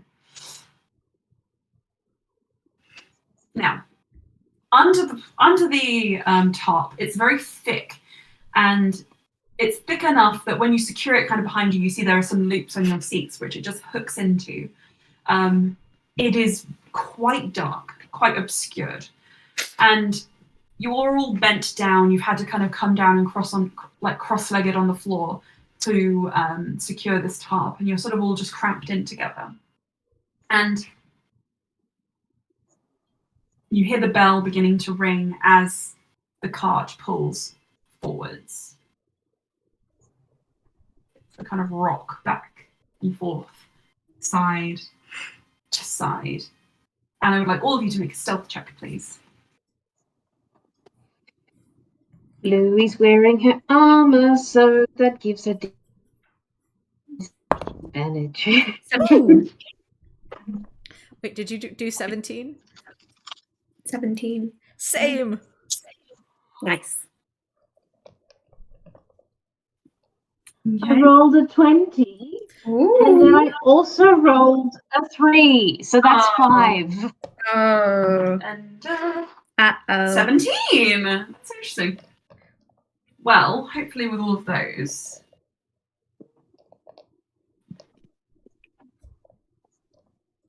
Then we just add that together. 17 times 3 equals 51 plus 3 divided by, how many of you are there? 5 passengers. Let me roll first. In total, unless it's the 5 passengers. Okay. Yeah, Kaylee doesn't count because she is still out in the open. But you guys, Yeah. an average of 13. It's not bad. Level 1. Level 1. Level 1. You guys hide in the back there. And as you go, you hear a rock just kind of tumbling inside. And you hear Kaylee just breathe in sharply.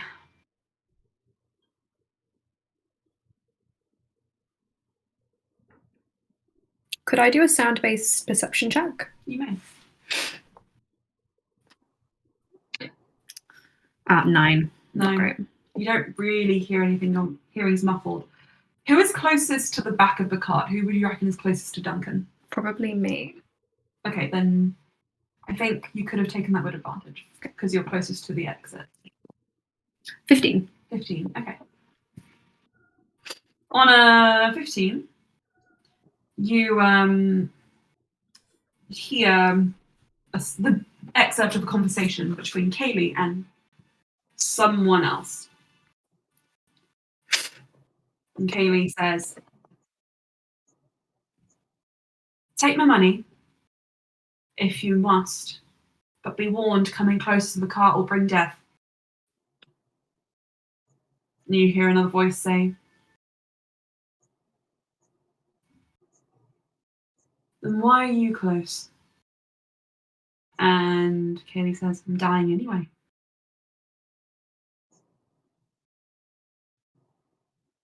"Come close if you want, or I can toss the money to you." And you hear rocks scatter across as someone seems to walk down the sheer side of the mountains, and footsteps slowly coming closer. Just one set of footsteps. Just one.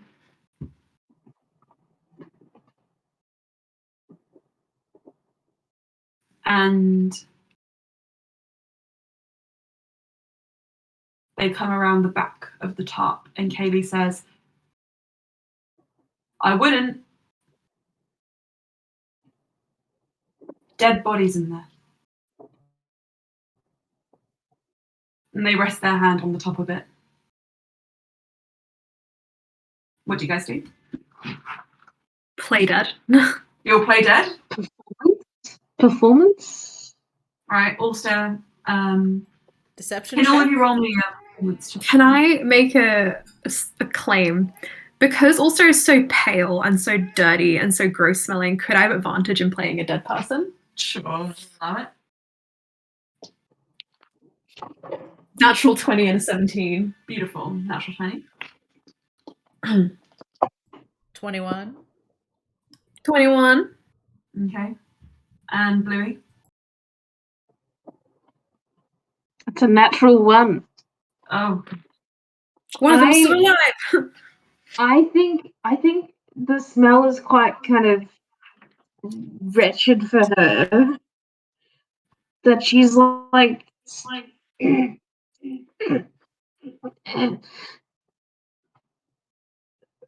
Okay. Oh, fuck, this is Gotcha. like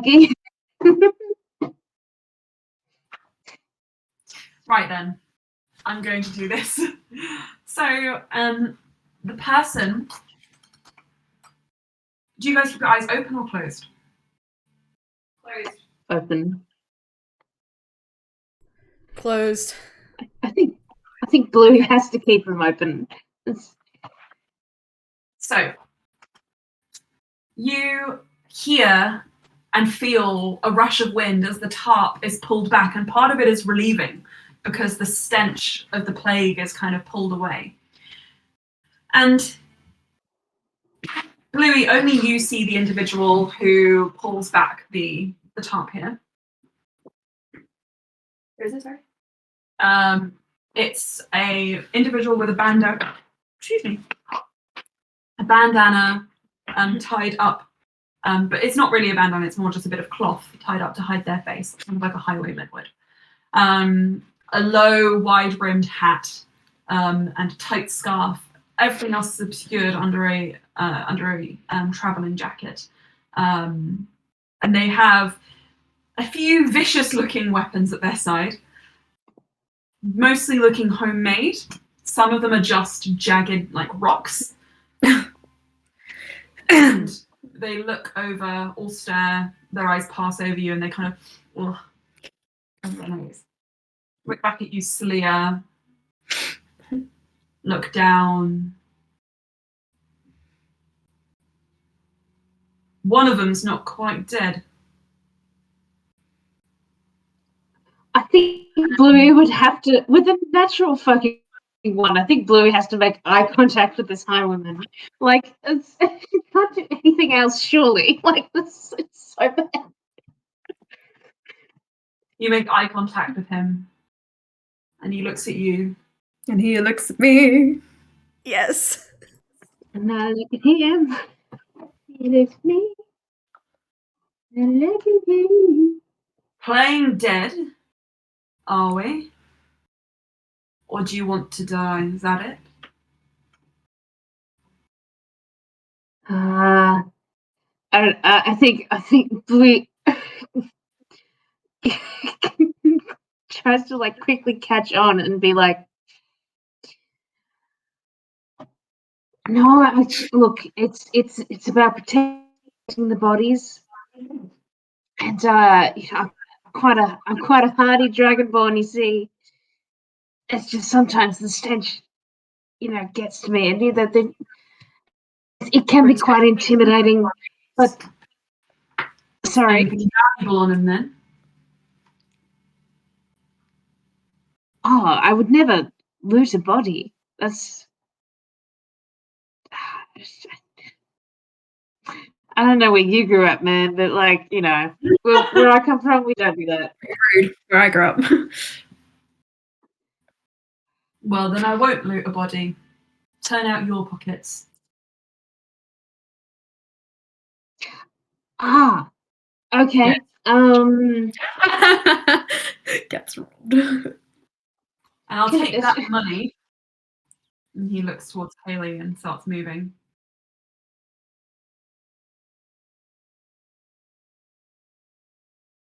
I think Bluey might try to say, this highwayman, are they human? Are they dwarvish? Are they? Looking, yes, tall enough to be human. Humanoid features, as you'd recognise them. Can I peer out and make another perception check just based on, does this person look like they could beat, from what I know of my skills, do they look like they could beat me in a fight? Sizing them up, kind of. Sizing them up. Yeah. Maybe not all of you, but roll me a perception check. That is a 14. 14. You hear the rock further up the sides of the mountain scattering again. And you get the impression there might be another one up. Okay. Can Slya roll a perception check to see if, we are, to determine whether or not we are in a kill box, basically, situation? What's the kill box situation? Basically, if this is just one person or if we are about to be ambushed. Okay. Make a perception. That's going to be another 19 on perception. I think that Alstaer and you make eye contact very briefly, and you can tell that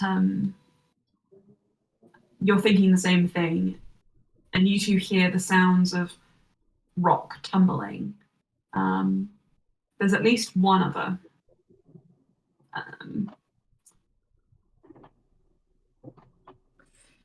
Can Slya Also, do shut his or like kind of catching that? Can Astra just kind of do a slight tap to essentially alert Brian that we're not alone? He makes very brief eye contact with you and then shuts his eyes again. You can kind of get the vibe that he doesn't think it's worth having a fight over money. I think Bluey would, as she's like putting her hand in baggage pockets,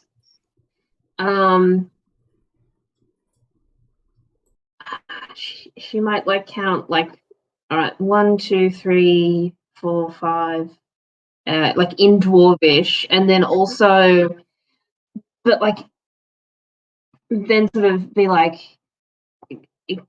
Kaylee, do I have permission to tackle this man to the ground, which would mean me leaving the cart. But she's not facing Kaylee. You're going to say something in Dwarvish. Yeah, I want to try doing that. Okay. Bluey doesn't know, I don't think yet. Perhaps that there are others. I think if you say that, Kaylee will just very, very minutely shake her head. Okay, all right. Bluey gets all her, reluctantly gets all her gold and sort of. I think, luckily, your moonstone chalice is in a different sort of section of the cart. So I'm going to say you get to keep that because you only just got it. Your money or your life? It's your money. Money and your life.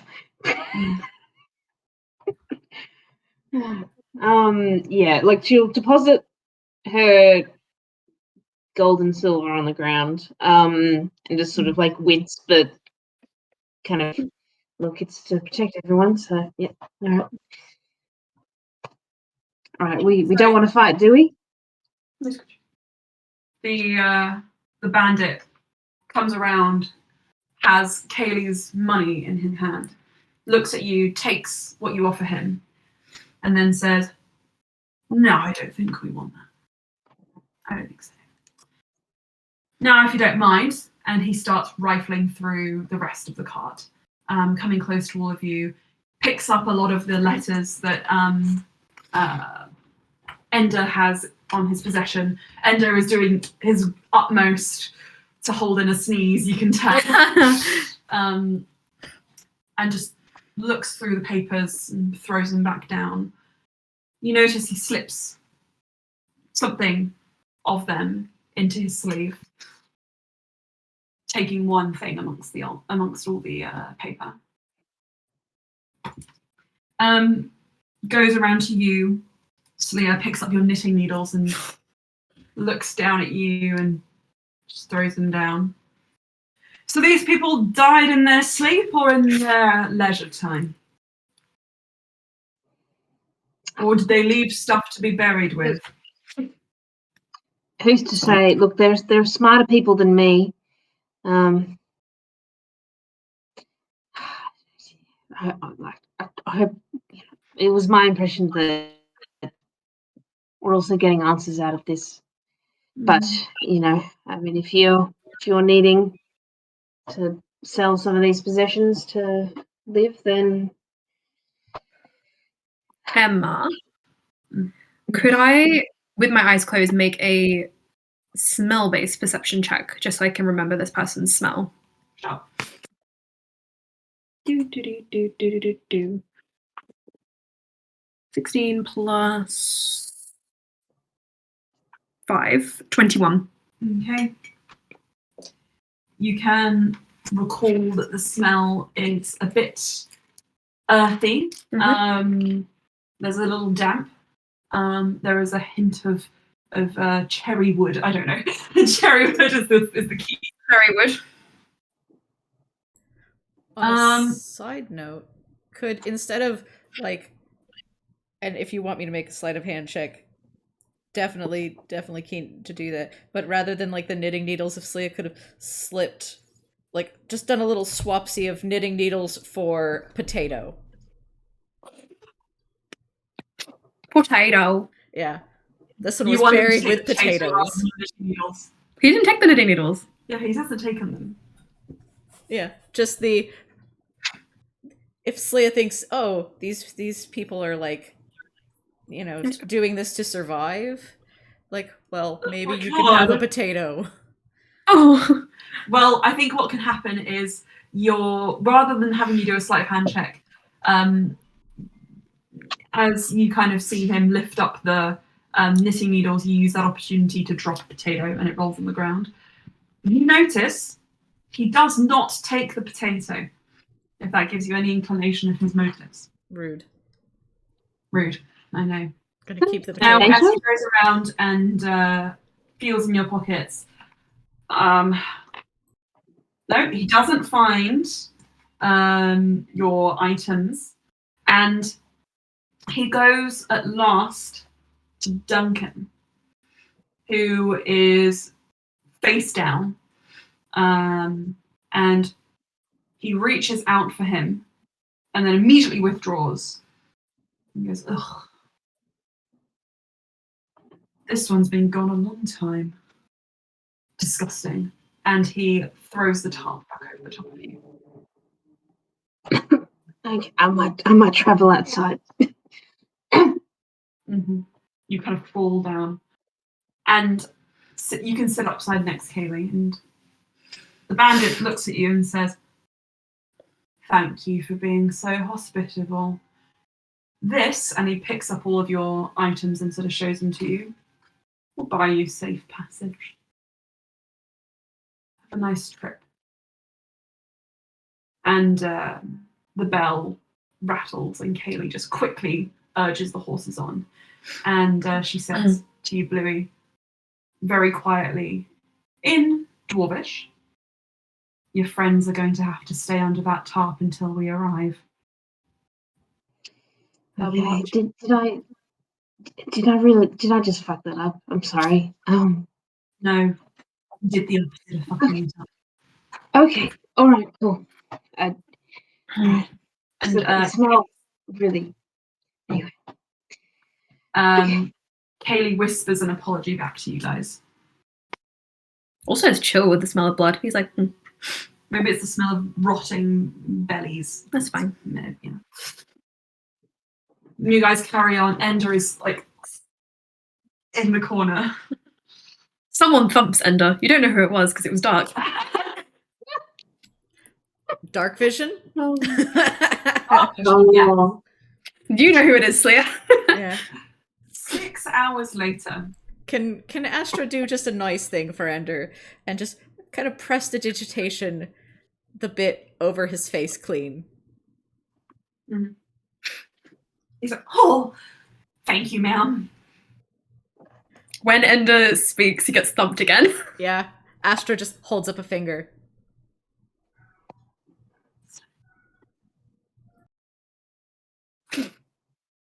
Six hours later,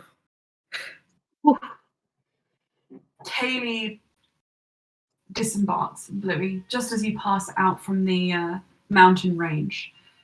And she says, it's an organization, really. No, she's not American. It's an organization, really, yeah.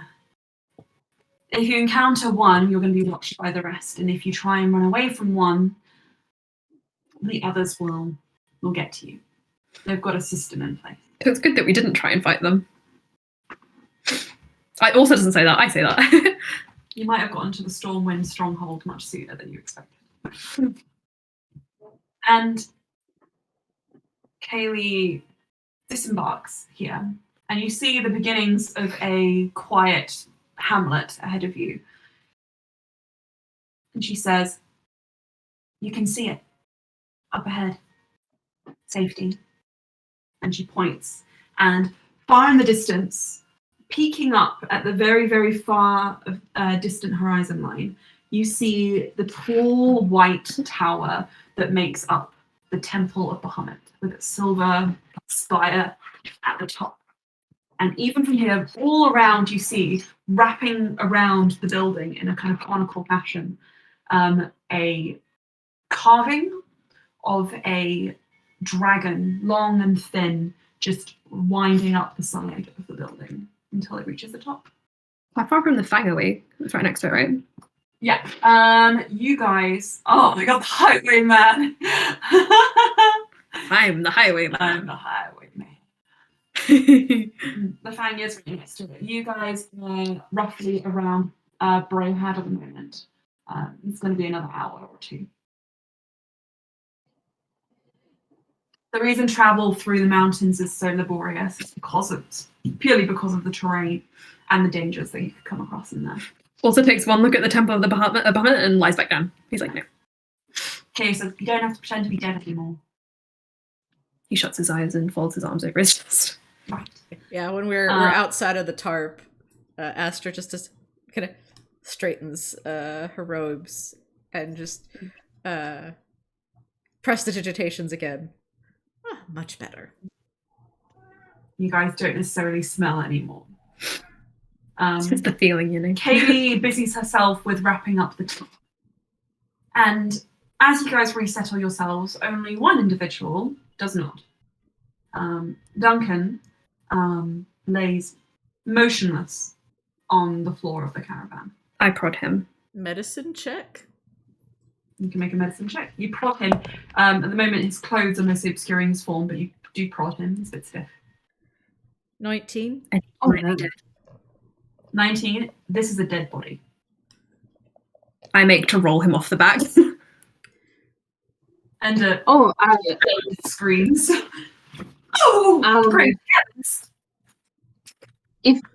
If Brian's about to roll the body off the thing, I think Bluey would have seen the examination and started to perhaps try to catch it. I would say Astra is going to stop that.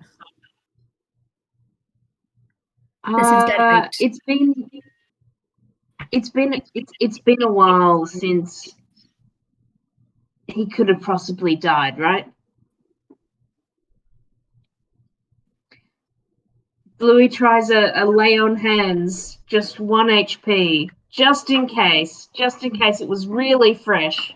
Doesn't do anything to Duncan. How do you lay on hands? Do you like take their hand? I think something I was wondering, what if these Cutman people are just what if they can cry on command? And oh my god, yeah, you cry on him. Like the phoenix. That was cool.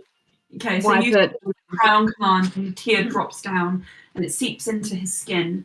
But the pallor of it, the waxiness of it has already begun to set in.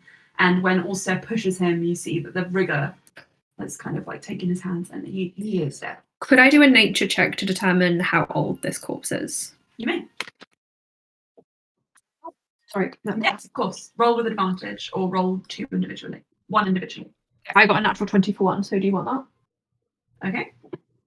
So, with the two examining his body, Kaylee, just putting everything away, realizes what's going on and hastens back onto the cart and says, "I'll get us there as soon as we can. I think this is a bit of a dangerous situation. Don't do anything to examine it too much until we get to the temple." The temple? I don't... Well, I'm going to the temple. I can drop you off wherever you need to.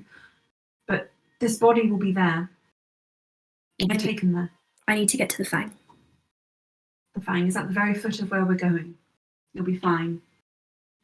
I can take you where you need to go, but if you wish to examine this body any more than what is cursory, you'll have to come to the Temple of Bahamut later.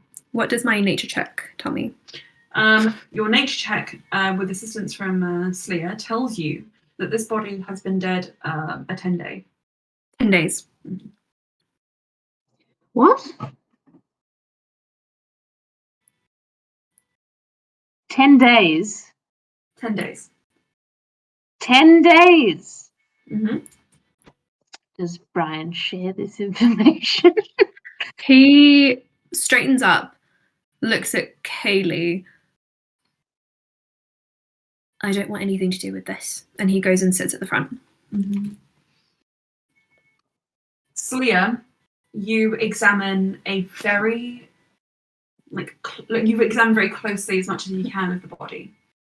And when you do, you notice that the body itself has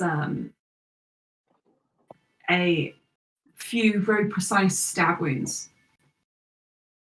in the neck and the upper chest.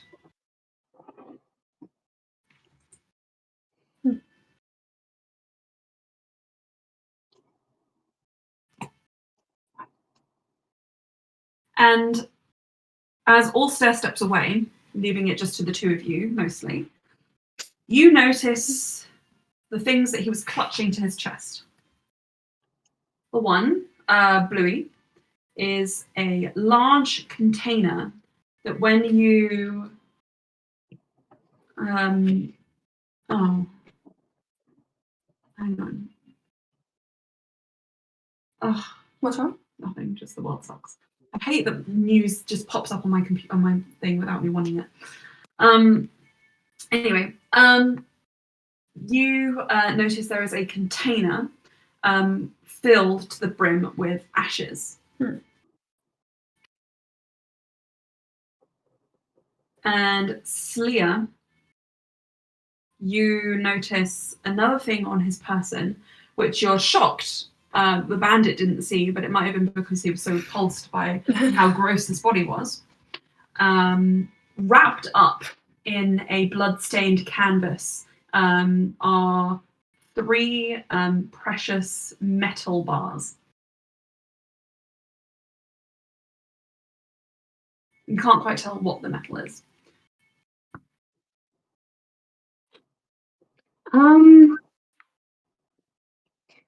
Would there be anything Blue could get thinking about is there anything like religious vibes she gets from like the ashes? Could it be used as part of something that she might have heard about? Who knows? I don't know how the sort of like, yeah.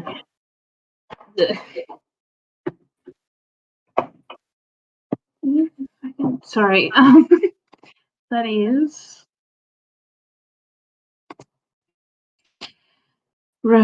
religion. That's 5. 5. Unfortunately, you don't. You can imagine maybe some sort of burial rite, and they're heading to the Temple of Bahamut. So maybe they were going to the Temple of Bahamut to bury these ashes, and get them consecrated. But that's all you can think of. Alstaer. Yes. As you take a distance away, and you kind of check your person to make sure you're completely fine, you realise your purse with your 500 platinum in it, at some point when you were playing dead, must have spilled slightly, and you're missing 100 platinum. What, 100 platinum? They're very light. I don't have 100 platinum. Sorry, 110 platinum. I thought you had 500 platinum. No, I have 500 gold, which is 50 platinum. 50 platinum, excuse me. You're missing 100 gold equal to 10 platinum pieces. He curses in a language you don't know. And then he looks at Kaylee. Can we please get going? She's like, I'm already on it and you're already going. Can I do an animal handling check to encourage the horses to go a bit faster? 15 plus Bluey. 19. Cool. All your gold is gone, unfortunately. And Aelin, I think you lost a potato. You came off pretty light, I won't lie. But you guys have gained, and these are your storytelling items. You can sort of divvy which one you want, although I'll tell you who rolled which if you want to have a specific one. Slya, you gained, yours was the precious metal bars, and Bluey, you rolled for the container of ashes. Okay. I'll tell you more about those as the game progresses. I mean, I took interest in the ashes. I wouldn't mind claiming the, although not. Blue wouldn't do that. What's funny They're is not- this is they're now on not a her corpse. ashes. Yeah, exactly. They're not her ashes. It's like Slya having the same reaction of these are not her metal bars. No. With a 19, do the horses go faster? The horses canter. Yeah. Anything beyond a gallop, they're like, no, thank you, because we're pulling a bunch of people. But a canter, they can do. And Kaylee's like, whoa, crazy. You guys are pretty strange. Nice. Alstair's holding his journal to his chest and sitting at the front with her now. Just you and me, eh? If she tries to touch him, he's like,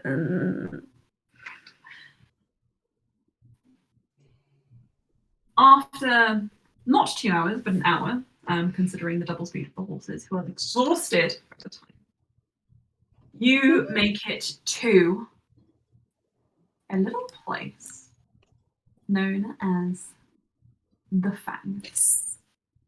Now, Kaylee drops you at Tempest Run, and she says, Pally Sparks. And she says, I know you're heading for the Fang, but I have to take this body to the Temple of Bahamut. We may reach out to you to ask you some more questions about what you saw, just in case. Well, just in case. Don't leave the area if you can help it. Yes. considering that you are having a lighter load, could we perhaps, and we being me, take one of your horses and send it back? No. Please. Why would I? No, I need the horse because it's. If I only have one, I can't. The steering won't work. It can. You could put it in the centre and I could show you how to redo the reins. No, it's not the reins, it's the attachments. So the cart has 2 slots. I could redo it for you. It would take you an hour. Well, I can give you money to hire a horse to if you don't have money. I don't have that much on myself. I have maybe... No, he turns around and starts stomping off. Okay. There's a horse master just down that road. He changes direction, stomps that way. Okay, yeah. Right. It's a very grumpy teenager. And Arishun says, well, I'm supposed to be heading to the Temple of Bahamut anyway to meet someone, so maybe it's best if I go with you. And Kay says, as you wish. The rest of you may also come unless you have business in the Fang or wish to stick together when you travel. Safety in numbers, they say. I've business at the temple.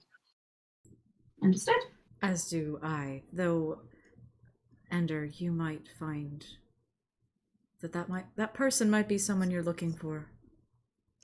Pointing You at Alstaer. snake! What did you say, Slya? Astra? That person who just trumped off might be the one you're looking for. Ender frowns. What do you mean? The one you have drawings of. Looks very, very similar to that one, right? No. He's Prince, the one I have drawings. No, not him. I don't know, clean him up a little bit, you might find. He would still look like himself. All right.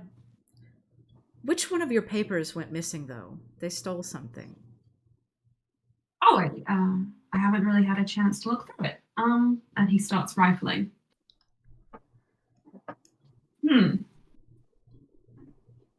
Interesting.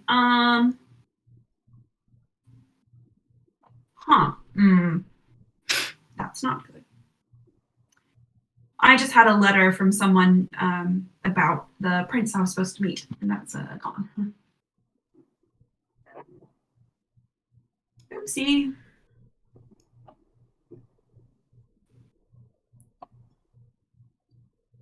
Astra's making decisions. I memorized the sketch, so.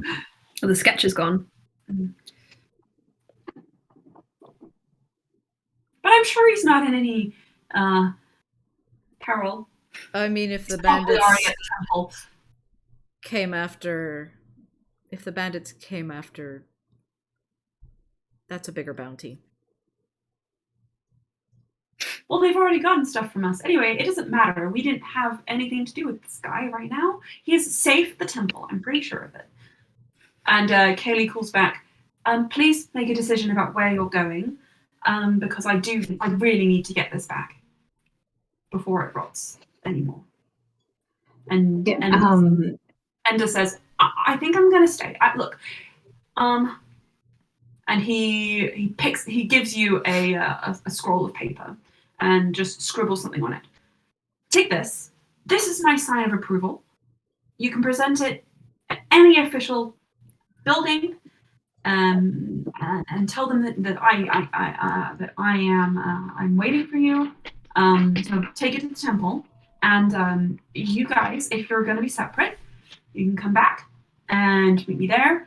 And this is just on a good faith because we went through something really traumatic together. If you think that's traumatic, Ender, just wait. On the off chance that the prince is not at the temple, then I will be there, and you can contact me and you can find me through this.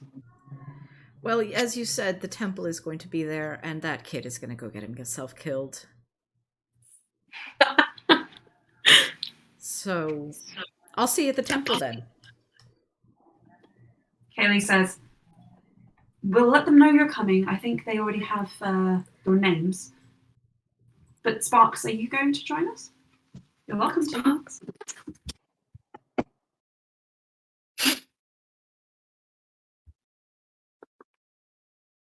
How heavy is the body? Like, is it something that Kaylee could carry?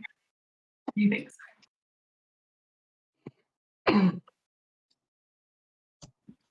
She seems quite strong. Okay. All right, I might regroup then.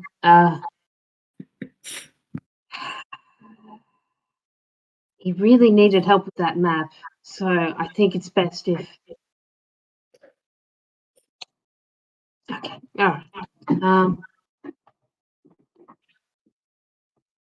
I can get you back here. Okay. You guys collectively deciding that Alstaer is stupid and therefore you need to go after him? No, collectively deciding that there are bandits who are going to ambush him. And having concern over this young this boy. Young boy. Young man. He's firmly a man, but yes, young man.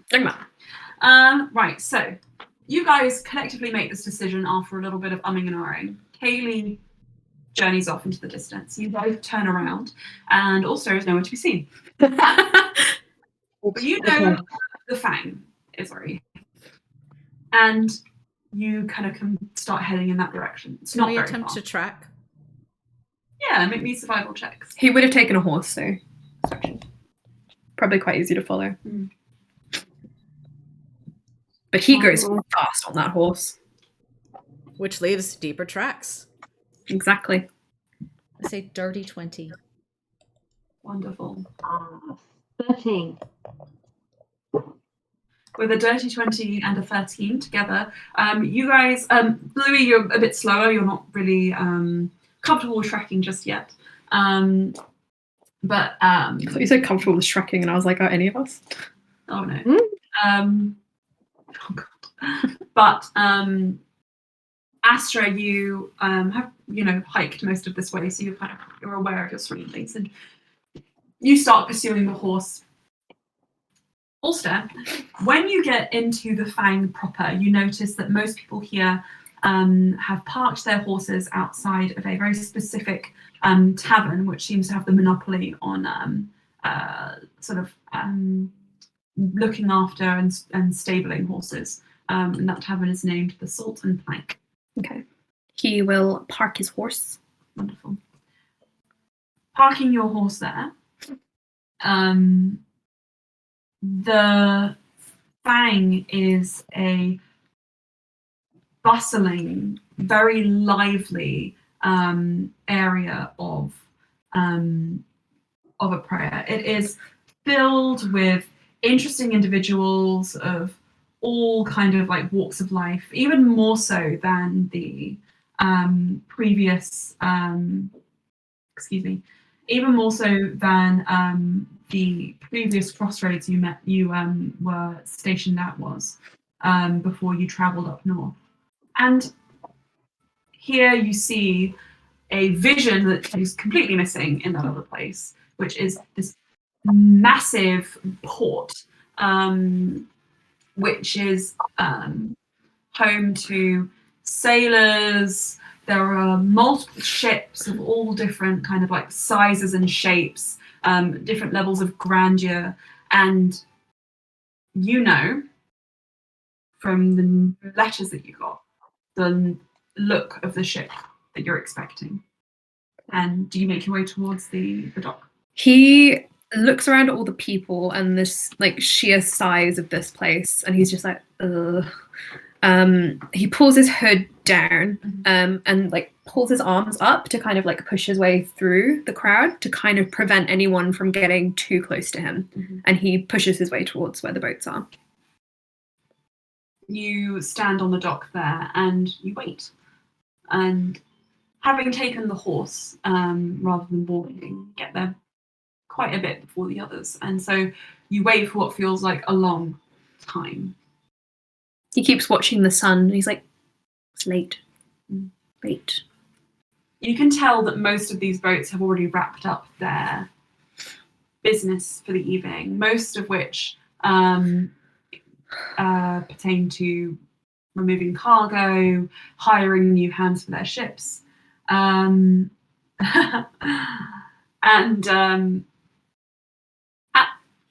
that point, you notice there is one berth that's still unoccupied. You station yourself in front of that. But slowly, people move toward inland, and you get the feeling, Alstaer, that yet again, you've missed your rendezvous with this individual.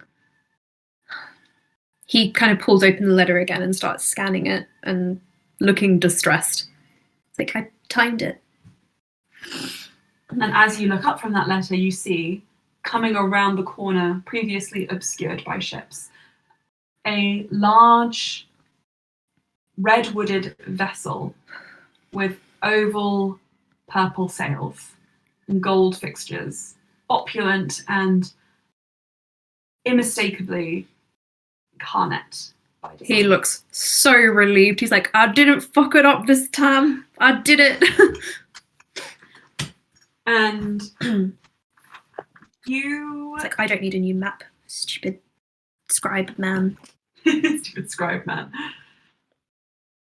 Your relief lasts, I think, about 5 seconds until the ladder is thrown down from this ship, the rope's thrown over, and just people just cascade off of it. And it is a crowd denser than you've seen descend from any ship. He jumps to the side. He's like, oh.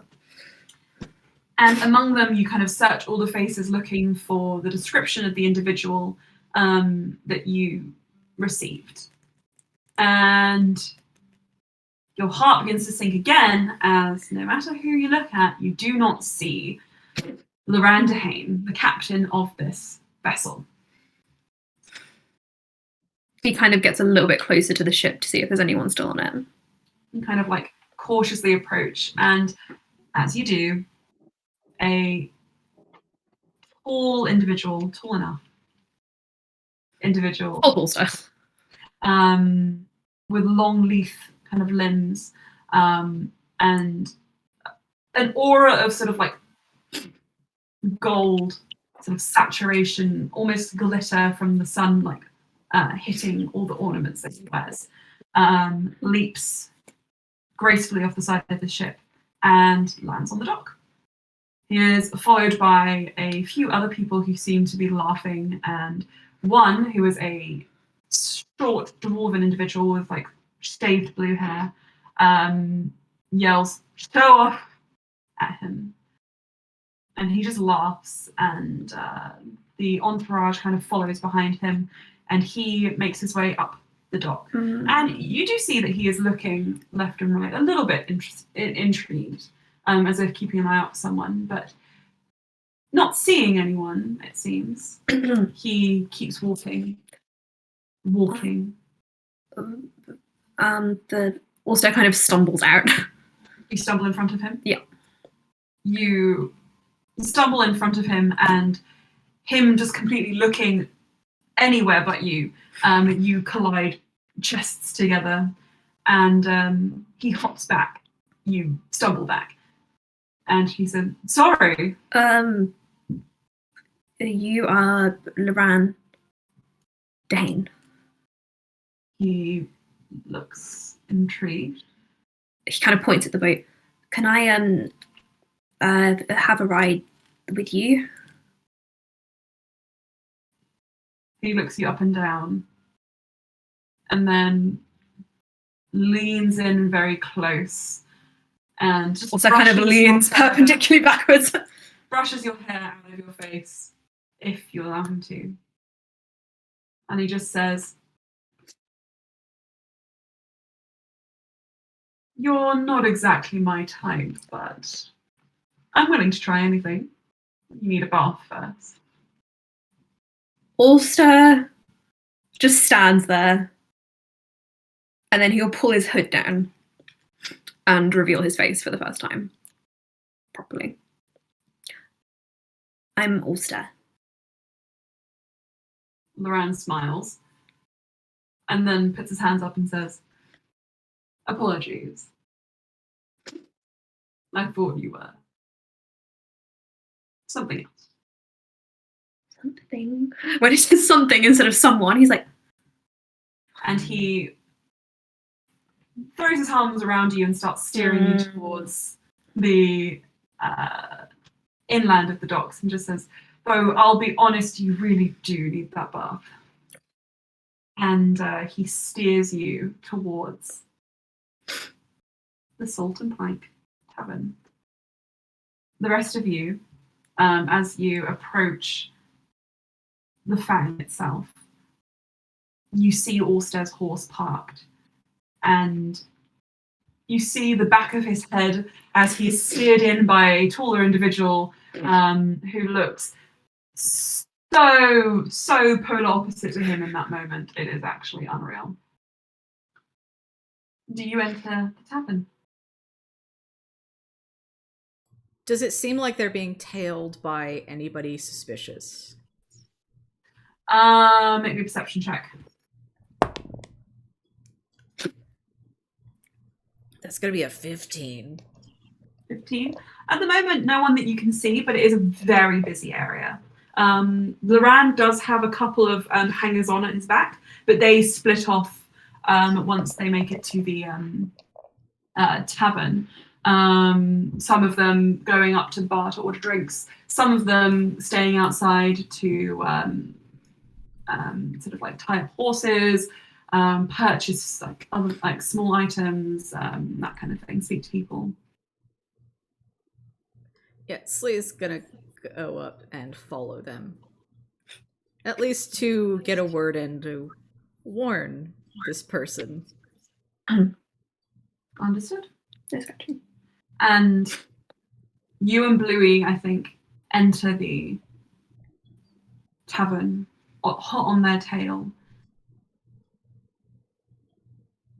Just as the sun goes down below the horizon line on the Fang, after an eventful day, and one that will continue when we have our next session. Please. Lots afoot. So much has happened. Why was he dead for 10 days? So many mysteries. Yeah. Holy shit. Very good. Yay. Yay. Oh, I'm tired. I know, go to sleep, go to sleep. That's why I didn't want to take too much longer. I'm sorry. Okay, it's okay. Next game is when? We will figure that out. So you need to decide. I'm happy to do next week at some point if you want. But it's kind of up to you guys if you want to play next week or if you want to play in 2 weeks. We had discussed potentially Sunday next week in the morning. Do Sunday. Anna, does that work for you? Calendar. Sunday next week. Would this be your Sunday morning? Yes. Potentially. My Sunday night. We could do quite like early-ish for us if you want. I think my cutoff. If I'm remembering It might be correctly, that it my was like cutoff 11:30 for the cutoff for Sunday. Yes. Yes. Okay. 11:30. Okay, so 8:30 a.m. I'll put that in the chat. 8:30 a.m. UK time next Sunday. If you're sure. Yeah. We'll just go to bed early. Easy. And then the next session after that will have a 2-week gap. Okay. Okay. 8. So that's my 7:30 p.m. And I'll have that end at that time. That's not. Oops. I missed you guys. Me too. You guys Same. enjoy playing D&D? Yeah. Yeah. Feels good to get back in it. Yeah. I know, I miss it so much. Even It'll if be we're all silly level ones. it'll be interesting trying to kind of work out how to reconfigure Bluey. Like it's You had a lot of fun with that. I know. Yeah. yeah. It's such different stats. Yeah, they are quite different. But I'm excited because I don't know. Emma's like rejigged it, so I don't actually really know what's happening, even though I've technically played this campaign before. I designed it to kind of be that way. So some of the mysteries are now slightly more tailored to you guys rather than to the previous players who did this. I'm excited. I'm just putting some stuff. And I got to do the iconic moment again. An iconic moment. I hope it lived up to expectations. It's a slightly edited version of the previous canon, right? Yeah. Yeah. Nice. Slightly edited. Because Loran was never straight. In this universe, he's more on top of that, you know. Yeah, he's come to terms with his pansexuality, I think. Indeed. Mm. Indeed. Ooh. Good for him. Right, Anna, you can go to bed. Be freed. I'm gonna go eat something. And I'm gonna stop the Guys. recording, yeah. Yeah. Get it uploaded. All right. Thank I- you, Thank guys. you. See you